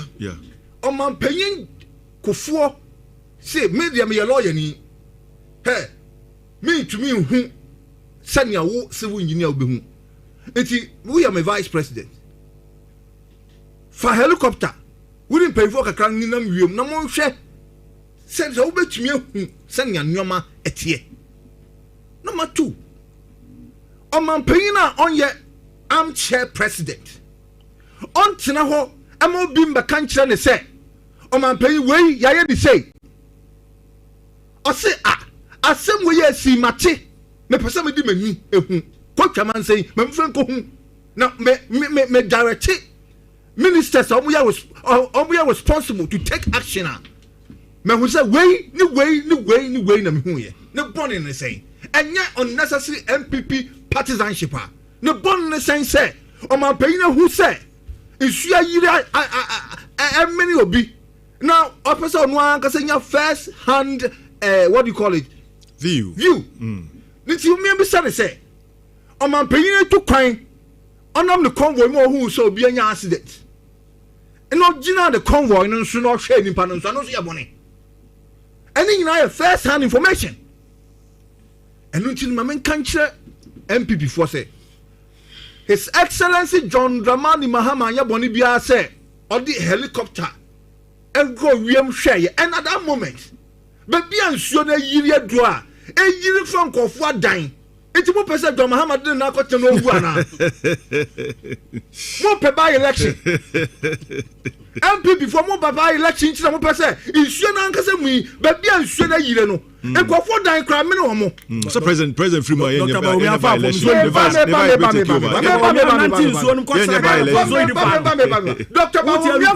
after saying sure not a sure a year in action. Yeah, evidence base. We that very moment now sure yes no. Let us look at the reality and yet apparent and yet the insurance samine or but we make a sure samine. Yeah, share and send ya a tina and yet to me a planet.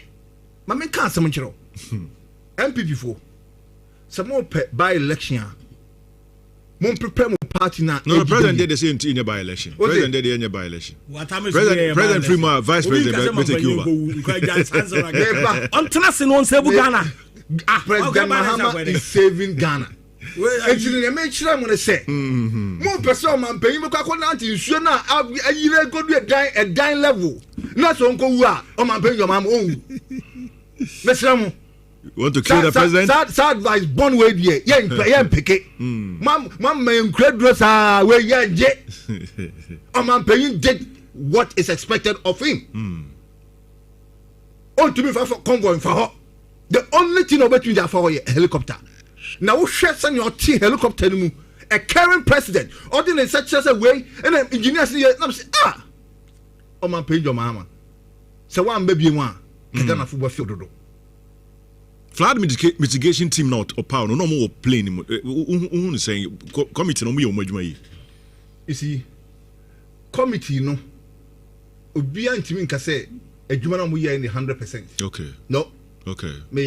Me a party ni. All right. Me I believe in the government. If the work na mo ye was 100%, we wouldn't have expected seen this level. All right. But I don't know should I say you antimi nka someone ye adwuma ye. Sir, because you see the adwuma bi I dey show say bia maybe I can't dey I dey ma wo no determine the extent of a and as we speak on my MPP for chichiri jaye no it is yamia dominti enende yetumi kra kroman no ebedu samrewi MPP for say Ghana MPP for jayeka opa tro MPP for jayeka meneka but omanpengo Mahama the prudence governance and a man there. And you know, ordinarily no, yentimi and ye ne senianka essay. But and no say BBC we don't take lessons from it. Share mama kasam tro. MPP a bang time. Sao do river ya the major drainer. E what Accra. Unkai say Ibrahim Mahama willingly gave himself say, oh, me your Ghana niba. All these things happen. Mama, young Chenan Kayenge. What is one thing Ralph and go for the catcher? I can't say. Oh, I'm saying, yeah. Then Ralph number beside me say, na NDC by ye. NDC by ye, unim. Papa no, or to two your man, Yamin Chadi, or Shasia Cross and all ye be a boy. And unfortunately, we see, you know. What back? They just said no or ye be Benjamin. Oh no. I mean you know now or don't move. And yes, or then he had plans. German plans now the buy now MPP for a bogu no. He was in the process to helping Ghana to do that thing because he feels on train ma atoriacham to yan and sign or the bibia or abeboye. May I say Ghana na chichire no e nipa baako. What you making say? We MPP ni na wadwen pa fa bo Ghana. We NDC na wadwen pa fa bo Ghana. We ye ne sana en na be ma Ghana akodanim ama ye nyina ye di ye. As we speak, one of the things I will also continue to suggest with the government, Accra is choked. Accra choked. Young Obie free in crassy bia, be yakti na yesi ya kon crying. Unfortunately, a kon crying, and I'm seeing me baby at Tintino. And as ye your friend say, a busheni bia, your cotton and chain. Babia, ya throw her slums near ya, Bian or Cobon assistant. And the waste we know. I didn't not any baby that, Bola, and you get chaka. It's unfortunately no.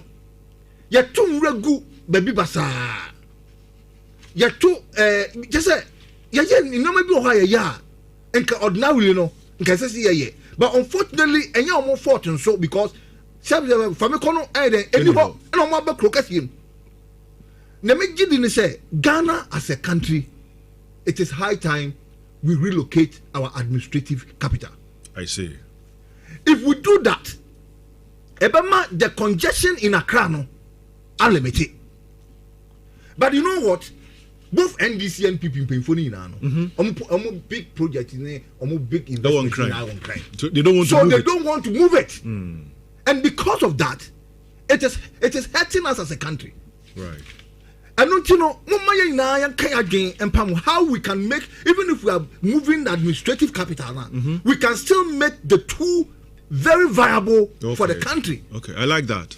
Very viable. And now, you see, make it, and as I say, you can connect serious rail between the two.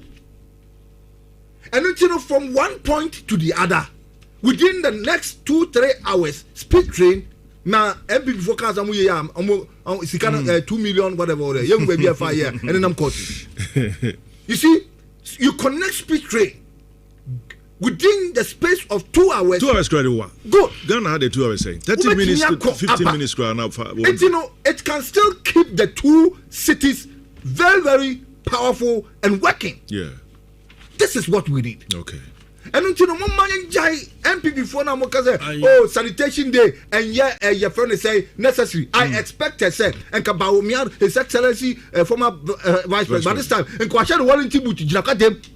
Ralph, yes, I know Yaba radio, so I say, yeah, Ralph, message sorry, Nianko of welcome now by a radio program. Yanko Anaga, Nianko, Mambo ne jai sanya teacher ni ane wa teacher ma aboya atete yina yanko communal labor wo si MPP nti nkoye ade right it was Professor Hans na wote kan yes rough me enka no kranches ha yenuanom a NDC fuwe Hans nya agro na edi no Ghana yimu enya agro na edi o enya afa ni ebekọ new region yenko new region bi yenko new capital bia ade suggestion o yenko new capital bia you relocate here. Yeah, capital. Mummy, I'm home by and Sanya new capital. As I was see, yeah, panu ye. I know ye no yamu. The old didn't say yam fling cranium qua second tampo. Near regional capital. Near Yanko and Yamu. Your hands. First now, your professor. Timam come on so man casa. They say we are professor. 2 better TV show. Now better chef and BBC now casa. Mata. Professor solution show. Solutions are no, young man. Oh, and then solution our professor. Yes. Yeah, so much is so hidden fire. What's your friend young quadrant quiet about cock and tampa new capital? I know solution. Oh, but no, I'm catching all. What's it? I said me, okay, Mensun Mukrati. What's the MPP? I bet say Ghana. MPP, I bet say Ghana. I buy or buy. Since 8 months, Akufuado no are implementing a major campaign. Free SHS. Akufuado. Where am I paying over Ghana? The major campaign for 2008. And Akufuado can say, any sika money shouldn't be a barrier to education. Ghana near here, I would be Kromun Sutem. Sutem, a share there, a Pocase, a Sienchem, or Hienti. Church. And this touch, and this sika money shouldn't be a barrier to education. In 2008, and Akufuado cancer assembly. 2012, okay. 2016, 2017, Akufuado implemented free education. Abaya obey implemented free education ma over 4 million Ghanaians. And Omoma school uncountable and obey Ghana. Abaya or the teacher training allowance or restore obey Ghana. Or restore nursing training allowance obey Ghana. Or the doctor Baumia implemented the digitalization obey Ghana. obeye Kumasi akwan 2016 yeko 2016 election na Kumasi akwan me no na na te radio so menua obegugu Kumasi internal roads by bridges oya ban phone abaya obesi over agenda 111 hospital oya ban phone abaya odi dum so obeyi ye free dum so oya ban phone be na any MPP ya ban phone unim dia oka 2 years in here 2 years John Mahama is 2 years in his administration. The major campaign message 24-hour economy. 24-hour economy John Mahama refi. Who's the MPP by phone? The other job what so. And I think when this is minimum sometimes it fear na me dwendwene kwan this ibu Ghana pa Ghana aye din ya obi en kahwe na. No mo na Ghana for kra no obi en nipa ben.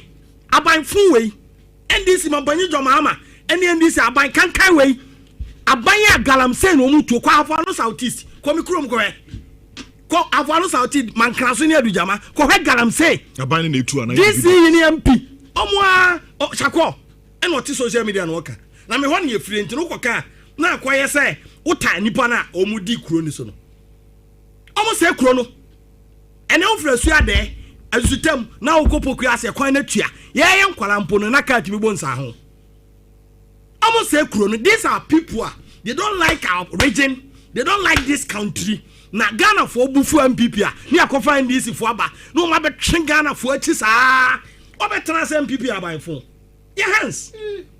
Your hands. Yes, someone who can who do in the regional organizer. Regional organizer, I mean,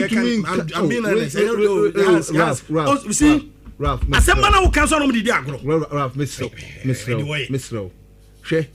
Empe one kasa wo position a wo painti na no credit wa wontumi nka ho enti one kasa wo ka kira me Ghana for say sa national sanitation no enya de papa I say Ghana for esoso no one kasa ko no me ka de ntia say enya papa ne say enya ko no wo be so o divert conversation national sanitation yes you ko kai na me papa be mu me no nanti ya che fi da dem me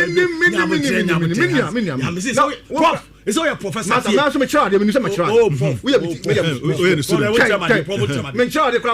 prof, all problem. We have all prof. Java Sam. Prof, we had teacher training in 2004. Now teacher training. When university as some. I am old. Prof, on my teacher. So your penny po. No ni man teacher. And I know ni aka. No ni asem no. Ni can say. Issue you for you. Yes say. Issue you for you no. Akafe fa debris na nyoma bebre aba krom anhwa kra na akora baba niunim MPP for advice om ko for say e ma mo ngba mbe clinic krom omo twen kora ba mo nyansam akaze no mo nyansam nka owie ma me to me wie na me chiro ne say so na okasa na na ka ade no me no na ka so ma me kasa so we anu aba mo ban no hu mo ye visionless. A visionless government that can reduce dollar from 17 to. We need dollar 70. Good, I'm a money. Hey, you can't say, don't just know. Dollar 7 was so great today. Almost say, and the dollar 7 yasem. A gawat in Ogan. What say? One MPP before to buy.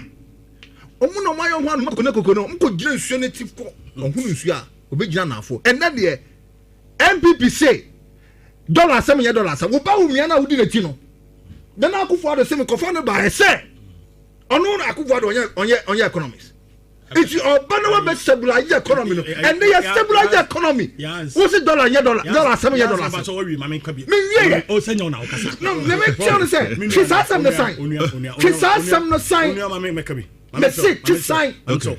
Dollar okay, Marafin dollar 14 cedis no. 14 cedis and the MPP no. Koko akuafo 6 months ya ne o mka boso mensia. Koko akuafo me no kasa na. 6 months since November, 7 months aboso menso. Koko akuafo yentu o mka. Koko akuani de koko akoma ban, boso menso ne yentu aneka. Dollar 12 cedis. Enti me can tell why. Should I tell the reason? What's the reason? Okay, done. You see, so governments will release fan you see, we should come out with some facts. Be a factor. Wait. Send a MPP timer a cocoa you better on 12,200 na 1,200 that time now no claim say we tria cocoa kwani ka yie no twese nia na cocoa price it in world market yes what market akufu for cocoa price 470 Ghana to 31 million. The world market price of cocoa at the time now na cocoa kwani no eno no pesa obeka ho asem and then sanye John Mahama na hu fama eno na ntiase yo wo ma ayi cocoa kwani ana se kana kuapo we professor I can tell you it do chade na wakwala bi every room bed oye be ode ma me kasa ne jade oye we professor so when we say we lecture university yes hear me no bu kakra yes hear me we lecture okay let's maintain order prof prof okay prof tobo we professor we lecture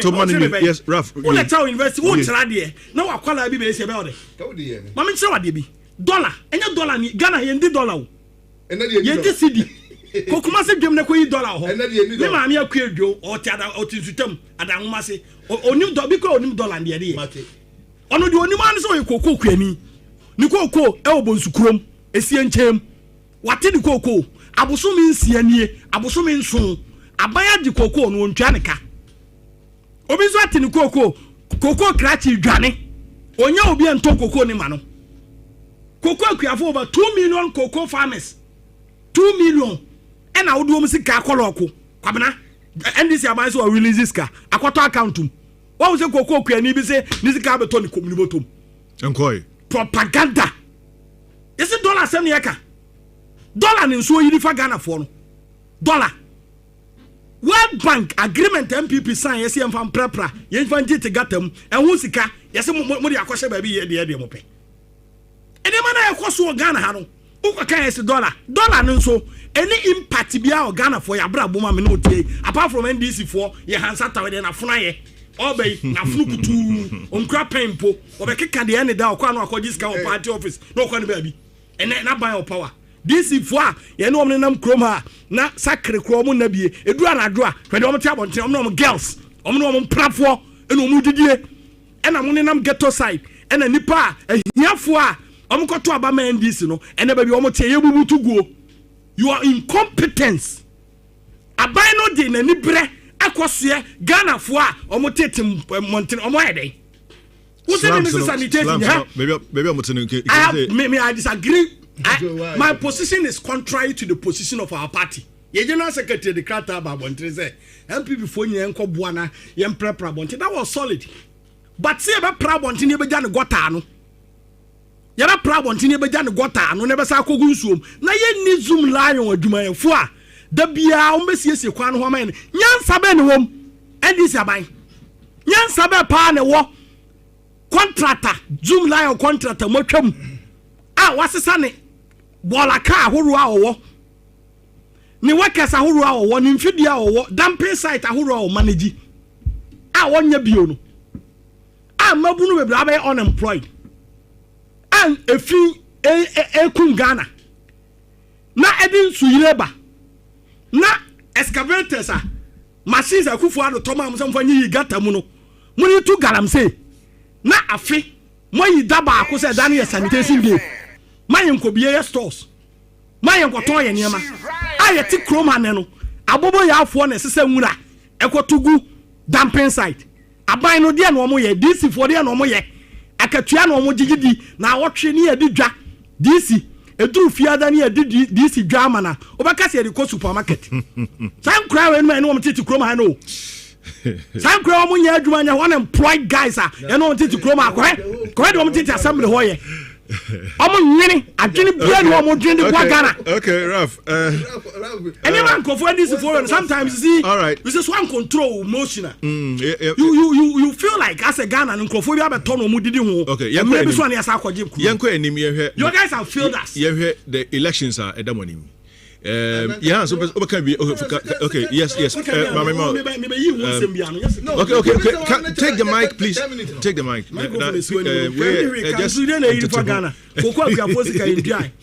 We are the Yanko.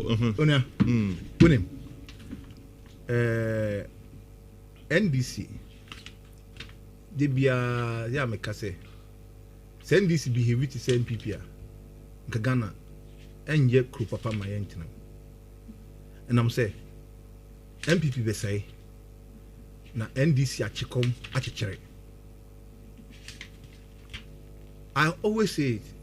NDC aban biaba oma NDC NDC form to abama no sometimes almost suffer unnecessarily because before NDC aban ne baba no and the MPP say on mine no enti yedi yemukom any apinisie and a chechire on mine no foforo by the time I cycle no kodu no na MPP asa ba gibie and ebi ne kanoforiata obi ohwe esika so and also Ghana enye ne crew biem enti no on betena hakra na timamufo enya no ni nakasa MPP for mu di your man is bebre person mu dwane and now say no mo chia ye no munim se ye hwe cocoa farmers and they amias send John Mahama na ye president and the Cote d'Ivoire for a presomber smogom cocoa abeton Ghana those days MPP time and na Ghana for smogi cocoa e Cote d'Ivoire bisa who sa den tinende Cote d'Ivoire for presse omodi won cocoa baba Ghana and I'm say price John Dramani Mahama ediama Ghana cocoa akuafo no eye chain Cote d'Ivoire for de omo nyina so ko edwama ba akoso no makọ akoton to mo hwe price na Ghana de ne ye ne dia and the yes say cocoa free Cote d'Ivoire efambra Ghana and Ghana for si do dabi wo be buy wo boy ka because ye no ye dwin ye man for ho ye cocoa farmers ye dwu omo ye ngin ka say enam say cocoa no ebo aba form ewa international market ntino ye ba ba ti omo se sania Cote d'Ivoire for mo aye mo de no enti sabe ye boka ma ye kuafo a mo ma ye kuafo enjoy enti cocoa farmers say e pesra mo say MPP for the sabe wan hwa nwu ya omo ba so ahwea agum garim omo ba so ahwea agum garim am kira de otimpo ano en a yi kopano na se sabe mu twutwi na mu twutwi ya no koma de ho na sabe obi di ne gari aba na se yimpa no kan wan ya ahwea na se mpele yimpa no obedi gari na sa ahwea kakra bi de agum da na bibi wo ye then them no wo no like na kan yimpa no kan wan ya wa anya bi ndi no so kan wan yi eso amya agum na ase man them na bibi wo wo ye gukwe I see enti mama kan bibi ncha on there was no way Yabaka on there, Yabotu Coco Yen Chonko. And I'm telling you, recently, you know the Goko board, your call your friend, I think Dubai or something. You need one can have an agreement. This time around, young Faco no crying and Funko runners are turning into liquor, I don't know, so that we can have an already existing market. This is a government with responsibility. All right. A responsible government. Yeah. And your government, he just talks. A responsible government is a government who speaks and take action and move to make sure that the action is well completed. Great, Prof. Now, Ralph. More elections, no. More elections. The MPP constituency elections.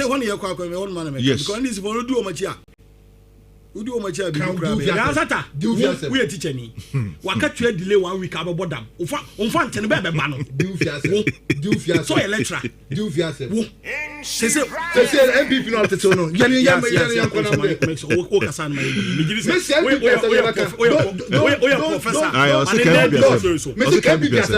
me say we a university lecturer Amstead na wo kira de Amstead Usted university Usted na wo kira de so waka twa delay 1 week wo be bodam wo hwe onfante no kakura radios yenti what's up with Sika na e kan fante yes mumu kasa kuafo agimi wo do Mahama ne NDC mumu kasa kuafo agimi unfortunately what to use the farmers as a mumu kasa kuafo kokwa kuafo omo agimi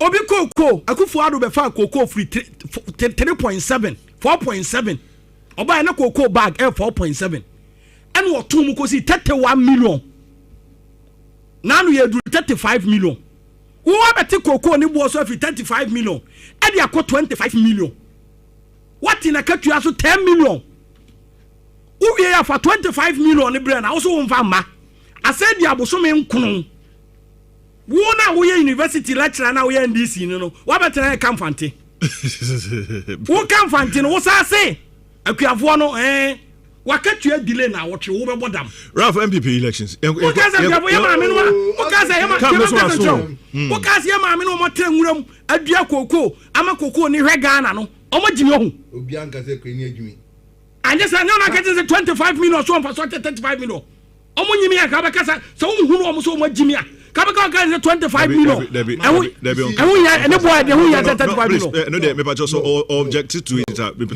on cancer. Say and no eka otukona ankwakwa NDC like you. Or refer to him. No, him like NDC representing the NDC. No, you has a objection. Objection. I resisted and stood. My resistance to attack and you objection sustained. NDC. Or say or no wakasa. Until cancer. Me say enyo no enti me ya no okay. Me say you no representing the brand NDC. Okay. Otuko no kwakua fom kwakua fom e ko ka tell say 25 million na buy their mom. Omo ni nye. Na umu obi so wagimi abaka okasa asem na kire no. All right, MPP elections. Kono ne ma ko so kroma no. Ya o. Kono de kan na no pay. The whole Ghana the new patriotic party ni why akono party ni why akono Ghana for MPP Ghana for afi Dr. Mamudu Bawumia Ghana for nuomo na anu abato mo kwoto ye enti ye party ni ye reorganization ye say siesie hu bio ni adane ye ho ni prepare ye ho ni reposition our party ni rebranding to the Ghanaian people ni abeji to me 2028 the next president of Ghana 2029 Dr. Mamudu Bawumia osura twere asase asayase Bawumia ye president 2029 nansa na obetima edi mampanyi 2029 no ohia the political party of MPP well organized, well prepared with policies obetima sesa Ghana na obenya nipa ono betu sa na mo no enti the party ni ye to aba from polling station ya to polling station ya to electoral area ene dua am no kase ye to constituency ene ne kina na se de esi shaase no wo hwe Ghana fo ani gia polling station emu ahoka nipa de dia kire pick form de elections no fekwa ene ti na ye want ho hwe minor incidences de kakraba kwabra kwede bi ni we we have been this for there so what gumbe minor incidences but I think well resolved aye elections ni nyina enti me dey make say general secretary right as go do afempon the general secretary of the party the silent operator well quiet I think he's the chief executive of the party the day-to-day administration of the party no he does it and so far why so excellent the national organizer and be me a party for company for omo hwe sa elections we so me gidi say o say ebo ma so party for no conduct omo yi me dem humble appeal and asem me can say party adwuma say me kan no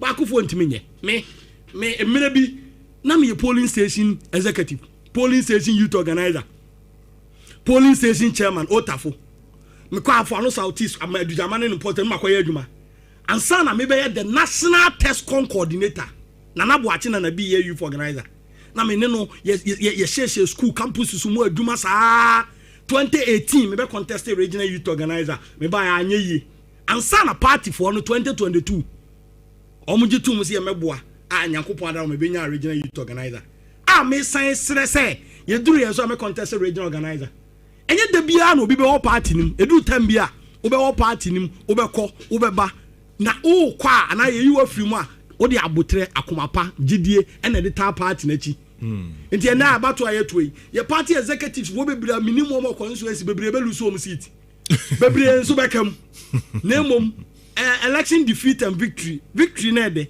defeat na ya udi nkugu a ya It's a basan why so emotional.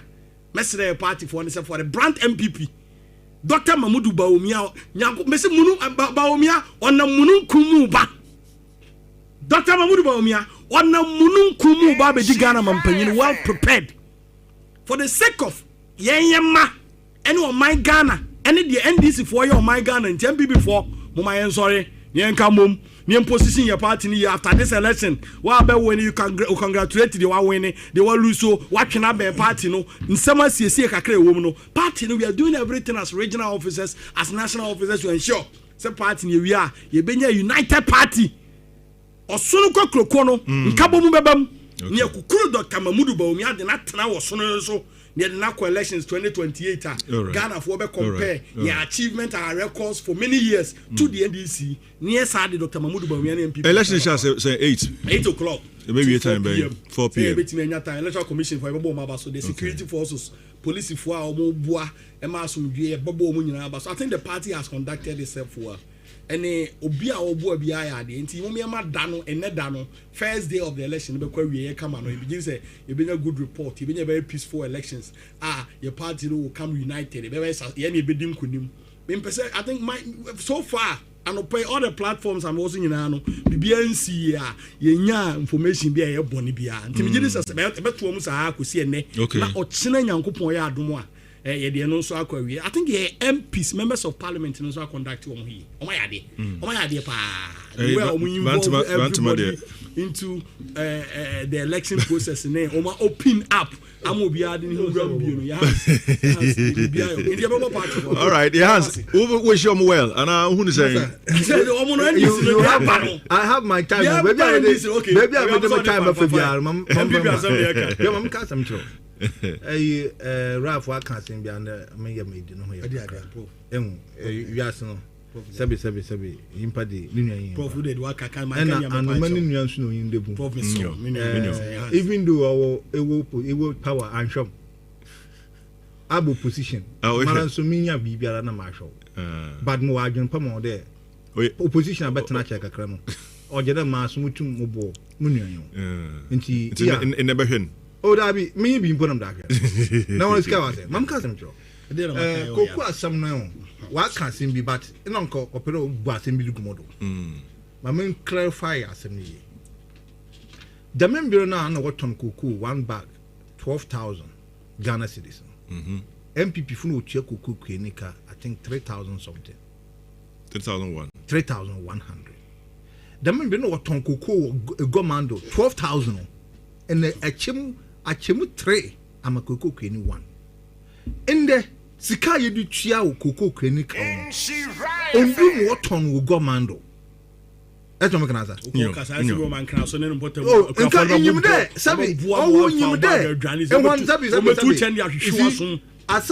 They know there. They don't know what goes on in the international market. Kunsu and answer how mine.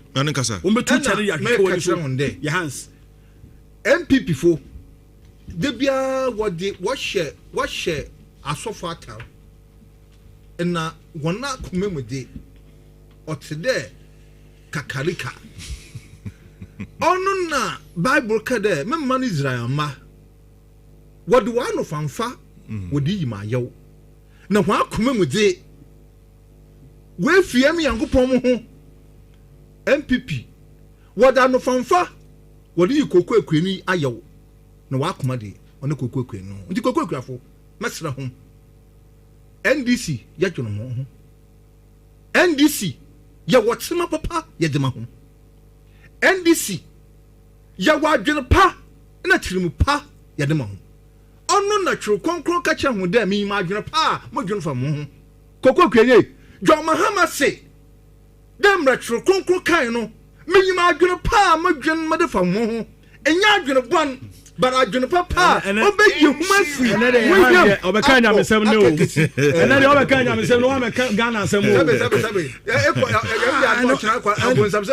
obekotu Bible na aka e twa no ne fon to nche so ne kwese adwuma mo say mine no. Secondly MPP for under ho to aba mesra ho man kasa munyim obi agwamomia na no fanfada no dubia mo to aba ntian. Hey. Because MPP. One tradition saying there. Or your bottom up. And now MPP lose a ban. What cost me to say, hey, the way you lose miserable, Bawumia will lose miserable. It has never happened, unprecedented, no. Say, I can't hear polling station. I got to a bar, Yadaba president over 20 Bawumia. It's a woman to credit now, young Bunkata home. And now Bukata MPP polling station for no. No, it's okay. Veto, National Executive, NEC, Council of Elders, you decide, you to from top down. Until by that time, you Bawumia, and you use Bawumia influence, yeah, that's so pressed down. No, let down in our so stay in line. It is a saying, you more look in there. They want the people that Bawumia can work with. But you see, political party in power. But to me, you want to elect one. Sometimes, and one hour, yes, a master, and no fanfa, and what do you are? Your bonnet want to be crowing on country. And then there, speaking truth to leadership is something difficult that Ghanaians will do. Then you there, Obio war or so, another year or in pay him, or you been quite on ya. Hardly able to Yaka, but you have the answer for the man. Nana Yankoda, don't worry about me. Now, oh, Bawumia is the best economy. I'm not getting 33, no. Oh, is this? I'm not 33.3. Sure, my man can't summon MP before. Someone repair or be on better more party now. Mamu all Bawumia favorite. Someone tell you all Bawumia favorite. I'm telling you, Allah for Kakana can obey you with you. Kofuka can work away. I said, you can campaign manager, Santa Radio, before. I said, I mean, man can say that in Kachanasa. It's the MP before. Umma police station. Yeah, for 2 weeks, 1 for Eba Semini. I said, we came to MP before I'm more to obey. Mesra home. Bawumia di Muyamo, Bawumia, where do Muyamo? It's a montu abamo bioba yadman, Sabawumia, Senumpa, Montu abaman. Dami Pano. On a bed, you about to abolish some met to Mofo, not some money, ya, more partner or to 2 hours, another boy here in this for party not a 2 pounds, sama, over boy here and this for. Okay. Mamma Samuel there, some good party now, Moon gonna cry. Moon gonna buy 70%, no moon 30%, no more fine check my government, no mom. All right. Bro, me that's me. Let's say, MPP from some good party now. Mamun gonna cry. Because every government needs a strong opposition. On your crime for check. Just send a yaman micro minority or parliament, you know. Okay. It's moon 30%. Okay. It's moon 70%. No more 30% for opposition. Okay. It's your own Chidama Ralph originally. It's your own winning organizer now. Chia, no, me young fan, it's your own or about winning no winner. Oh, yeah. Or winning, yeah. No, where to have opposition. Okay. Chia, all your opposition now. And end this year to your train out because every good government need a better opposition. Okay. Chia, it's Mamma Chira in any day. MPP paying for one home party. She say can Japan what you lady? Can Japan next some can there? Martin up got a Kumasia 8 years more higher number of MP. After it's 1 month to my year, say you have to moment to my year. Can Japan I didn't condemn. MP before can of car, 1 pen of car, or Blava can of car MP Penasam. Right. Mesra home. Ghana near Penier. Ghana young man. I write Ghana youth of the country. MPP youth. Montu Abama Obia. Sabi or your money the bonus and this 3 had not so yeah, but oh me MPP but man this 3 oh yeah of woman man of one community. Okay. That's okay, Prof. Me pacho Insure FM World Cup fiesta no so ekoso. Na ye catch am so SG more eni je no ho nyasem keto na wo hwe matches no achede be bre ho so a onsa beka mudi dance so Venice ya dey dey che predict and win ni keka ho ni nyina no eguso ekoso tino channel so say wo do ho bo Insure FM. Na kai se nyima koi na so yasen ABA Herbal Clinic. Me pacho problem be a wo bia no fadru ABA Herbal Clinic. Say bema wo prostate problem problem and now about menstrual disorders or kidney problem prostate and I say how be no ye wo kwada so dwuna say may market na chiri pe ye ben Ebenezer preparatory school no ye ne apia kubi cool store ne bohon 0541 565 199 and 0502 812 161 9 ABA Herbal Clinic and Kwashimum. We loved window and door systems in patron akronfo adults nti say uye japade say ya sorry na usi ufie ana school momoden apono ene mpuma od besisi ani no he say tight say the be ya obi antimi emumremu eno nti no me kamfo Winloved window and door systems and the amao. Pechin number 1. Sandvik Echi Hope. Ubetma from 0537 817 and 0561 000555. Na me sanso akaos atuma kwama Rural Bank PLC. Omo branch omo bi no adum but your boy papa. Omo branches be Ashanti region has saying adum prisons run about to for kroma bi no. Omo say Brian Nidwa wati. Brian Nidwa. Aduma wo ye bia so pesika hwe adum kana. Ade e beboa wo. Aduma nkoso loans ni nyina e be ma no so kra de omo dwunom ho pa. Ntimumra na bibia be koye kama from 03222 98900 and 0594 101200. Bigo Energy. Mau Energy papa. Maybe I would be to also pay Bigo Energy drink. We a Twillam Industrial Company Limited na kofa Ediaba. Omo the Vena mineral water and so bansu papa. Ono mo muye cre. Emu de and into Bomoding na Freomo na open do super on Sabi 0249 71777 and 020706 3117. Omo aso the Rush Energy aba na bo kam e boy adwuma papa Rush Energy se be ya dem de munu no adwuma wo nyina betima ye kama sport water enso wugina e traffic mu kra na say wo nante no so abra wo no sport water wa ho den no e sanso e beba bag Vin Energy also Vim Day inside open Vim Day ye adwuma e de bibia wo ye bia e Vin Energy. Samsung Mike Vision Center. Semenka will say open security installation, CCTV cameras, AI solar cameras, and then in Kekau LED lights, CCTV cameras, Papa 4G network connectivity and Wi-Fi. In the count kama. Me pachopi for 0554 559 810 and 0595 816 883. Me pacho Ebrena so say also obe join the show no. Ralph, quick one. I'm in 5 calls. 2 p.m. 2 p.m. or head up to us and power of OT Freeman Point. 2 p.m. Mamen Kawi, Semeti Studio Hapana, Yahans, Miami boss, Dr. Mamudu Baumia, over here, I say, over the child trotted time, while we are meeting me, I on Yama baby. I understand you. Nipa me no NDC, Omobu Omokwasi, Yahansata, 1. Mr. Walasabe Biu. Happen for me, no. Si a political party obu nipa bi kwase a watu omo condemn wabu omo kwase a odo ma ya dwuma fi wa anya omo hwe ayan hansata ene Mr. Walasa baby the whole Ghana it will understand you over trend FM na wo kan nsem a emfo ni bre nkoshe Dr. Mamudu Baomi asa let's say koi minua enye Dr. Baomi abato na yekoto ena enye de ope Dr. Baomi de obetima party adwuma let me I have said Dr. Baomi since 2011 ne personal Kwasia Asante region minimum brantia or Asante region wasum Dr. Baomi I so closer to Dr. Baomi Chemi. When I went for 2018 election, I lost. Man Kobi Kura. A matter party for who said Ralph can work. 2022, I became the regional youth organizer. I am going for the next election, regional organizer. I am not going for that election because of my association with Dr. Baomi. Say do some election. That party for this I can't do the worker.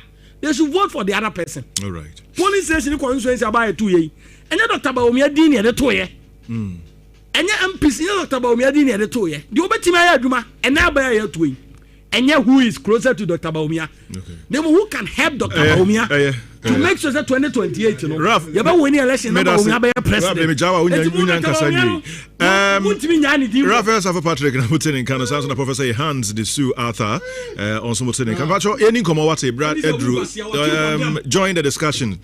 Also, bet me join the discussion. No, you know, also bet me afraid na yedin komo.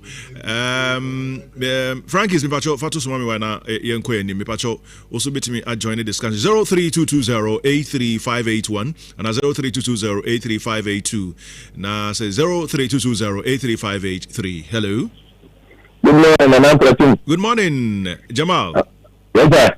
We dey accept me ya me ntimi Kafra. And I the Eddie Kamamenti and I'm more management. Lamenti Professor Joshua Alabi, Lamenti Regional Secretary. Bacha for Obo so ba chama we share some Lamenti. Na that for case and sanitation no me abugo ya na almost am no me dey na necessary. No me am na guy case ya run about no me pro baller run about. I remind you just central for the Qatar and campaign mama for the two. We continue to see at the last about to the same for the man mama will be here. But we are catching some of the support now. So we need to move here. I'm going to mom. Keep effort and I will now promise you. What they been to the class 8 years and the money to come out, not be $7. The $2. Some of them make us feel that I mean, I will be exchange to explain to you. That's a $1 of Ghana. No one you know. Mama expected the much I'm going to her. She can say I have to make that because some of our parents and they are to call it because one of them to take one of them to dock on the agency. More customer to say, I will not have a incident to do my mama do my Okay, I am Obesun Kabi. Honorable Faith, I'm Chonu, and Henema Kokobeng say it seems the MPP man in the studio gets BP. Now, come on. Hello. Hello. Yeah, hello. Good morning. Good morning, Mipacho. Akumbo Kode. Eradiadum. I'm Mr. Freya of the FM. You too. Na abna sisi da Pascal ko the odon na nima sense we nyina mba wo ana meboa na free education or can na den time 2016 na your mama progressive free education na ho oko article 38 ya the free education na policy ni mu ansa na I part over in the rough there ono agro na odi. Okay, meda sipa wo so beti my friend na wacha wadwen. Hello Nana Kwabena Ampratwum. Yes, sir. Nana, Dankwe. That's right. Nana Mezama Wakwabe. Ejo super. Nana Ncha Raf. About Sabona Betman, Nina Dankwe Sort Yana organizer Renubia Ampratwum. Yadiamano. Okay. Na and my case on Miss Ernest Kodobu to a moon shall yankai wo mo mesro mo chairman and no communication ana bu besma ko bo bi no mso atwampo na da ko kente mo ne ko obiaje mani wu adams mu nyina so no bo mo ho yankai wo mo atwampo no achina na mama mo abaso ye wura ya hands pa enjira to man mu ndc amamu bonne pa go fu we to mo to so mu bua mi nua bi da ka ze na you free SHS na wo Ghana constitution mu dada mbedi o man so no dada mo hu se mbe implement ana na do da gwa do be implement ye mo ba ya de be pa na this be timi de say si no bo say national police when this na de bae enso da bia ya ka national police ya bomb pipi abiding ye wura John Dramani ma me bi ntwamu enso yiri ba to ya yi enso to 202 ade ayi 2023 ni ya no nya media ba so kwa na enso ni nyiri kwa wo bia akraro no de ya politics and yet na nippers were not and cry circle near the canoe and memua you do you amount for I'm more bonny baby. Okay, also bit my friend. Hello. But you two when Uncle Passum Jinkama and council. But I made us a friend coffee watching Uncle Padanfo. That's what they are. They say I one and do it. I'm more pana and Abason, I'm more NDC in Abason. I'm Professor Joshua Labi, I say, same teacher, my Chamanakwasi, with a friend coming regional organizer. And a batch of for incoming regional secretary. Now, Sabi Bruce, your sons, you come and move our Bonia. Now, don't go Kufrado, and then move Bonnie of the Buye, and a Santa region went to me be Piamaye. Into Bonia Mapa, Yakas and Anado. Yen Shimfia Santa region, and another de Mayania, who nebi. Every year can you see your say? Siakasi can see say. Not Pana because Sena, about the class in the Sweden, a system.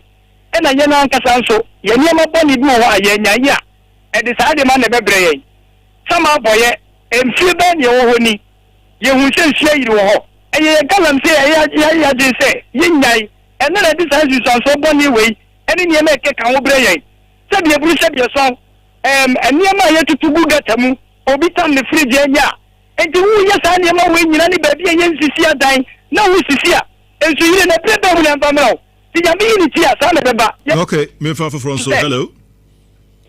Nana Ampratwum. Simon Congo. Yankopon onshira. Me do adu so ame magaje no.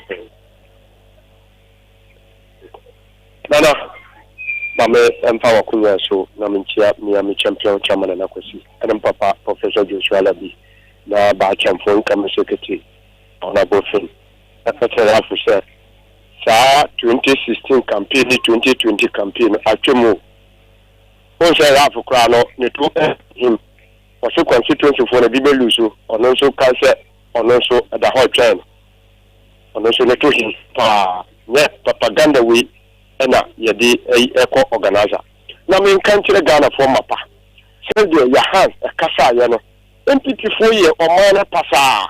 Omo amudi dollar no see ye ma ye sidi no me sunu mfaso. Sebe na me no kasa sidi no ho mfaso. Love any MPP eme this one interchange da ye ebepimi ne aso me kwan atutu apansam ne abampapa aba no kwan no koso na kwete se yengusu nya esun kire se interchange me ye ya usaba for market rafu no pam no wura ho ayenenum wi fo ina na aju ha afa sabe na na pretum ukwa utimi wuram na nte kote be de opebia obi antimi eme ye ohi wo ho ye pe wo ye pede yenya wo mona na yesro mo se abeto no mo kwaturo aya dublo yampesi kanchi yampama ufie mpini na yampa Ghana show sa me fa last one yenko hello Kwabena yey Kwabena obana yenko Kwabena ya ti rap mama pa also wasu abadia na kura isi mi se wure mkuku ho adwuma na meye ina me desena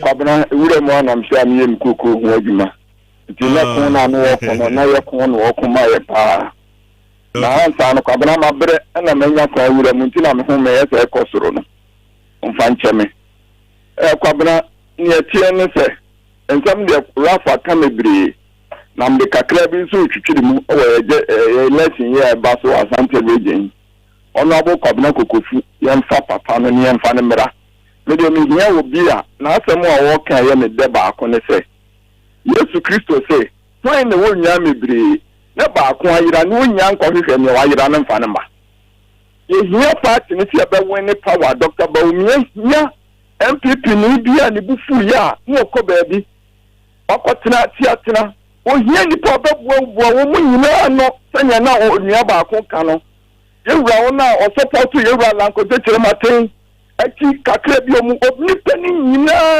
ye hia obi o betaye nyina bomu enti mesra party ma no mesra ye fa o no bo Kwabena kokofu ye fa ne mra na afi mesre Kwabena koko no ho asem amanka bi o meka se Ebrenenti ye waka ne ye me da se pi bi di na Kwabena Ampratwum Raf ekwekwan ye ayi Kwabena nyamisho Kwabena enedua yi ye elections e koso yi ye ne aye chairman odino kwaku apia chairman odino kwaku apia Asanteman Koka okay ukọ ne hotel ho honum na was set Longford screens akasia or event center or the quality resource. You see, the man has prepared and positioned himself well. Right. Or also taking the region and lead it to victory 2028. Okay. If we have no more, the free party for you now, so me and share Longford. All right. Na young Kotiene Meko. Na minu ya no mienu. Simo Congo. Simo me betra radio so nyo untina meba. Ena 2 p.m. Yenu anum ena Musa Agbangbalu Sankro for and this is disappointing one. Simo Congo and this wakasa sa and this be ma dawo. Musa Agbangbalu what fiesu 2 p.m. Timampon bibi ya no. Ya betra radio so yakasa no mu ya no. Ma men kan kire me NDC for say. Ghana for any da NDC for so pa. Ya batoa ya babeto. Mpemfo abe yi omadi anim. Ema mu ma wo fa ne no koso ndada ye sedin katia kampo ne mayema enkabom ndi anim ena onuado emfa yen enko mawie no maminchia lecturers omo wo University of Skills Training and Entrepreneurial Development. Administrators in students in all right. UTAC president, yeah, that's it, Prof. High insurance 104.5 million in an Kwabena Ampratwum do. When one year they will consume him. We next week, Radia Domoa, Power Sports, a good Maconfono, Eddie Bro, Gabi, and in the team no eba.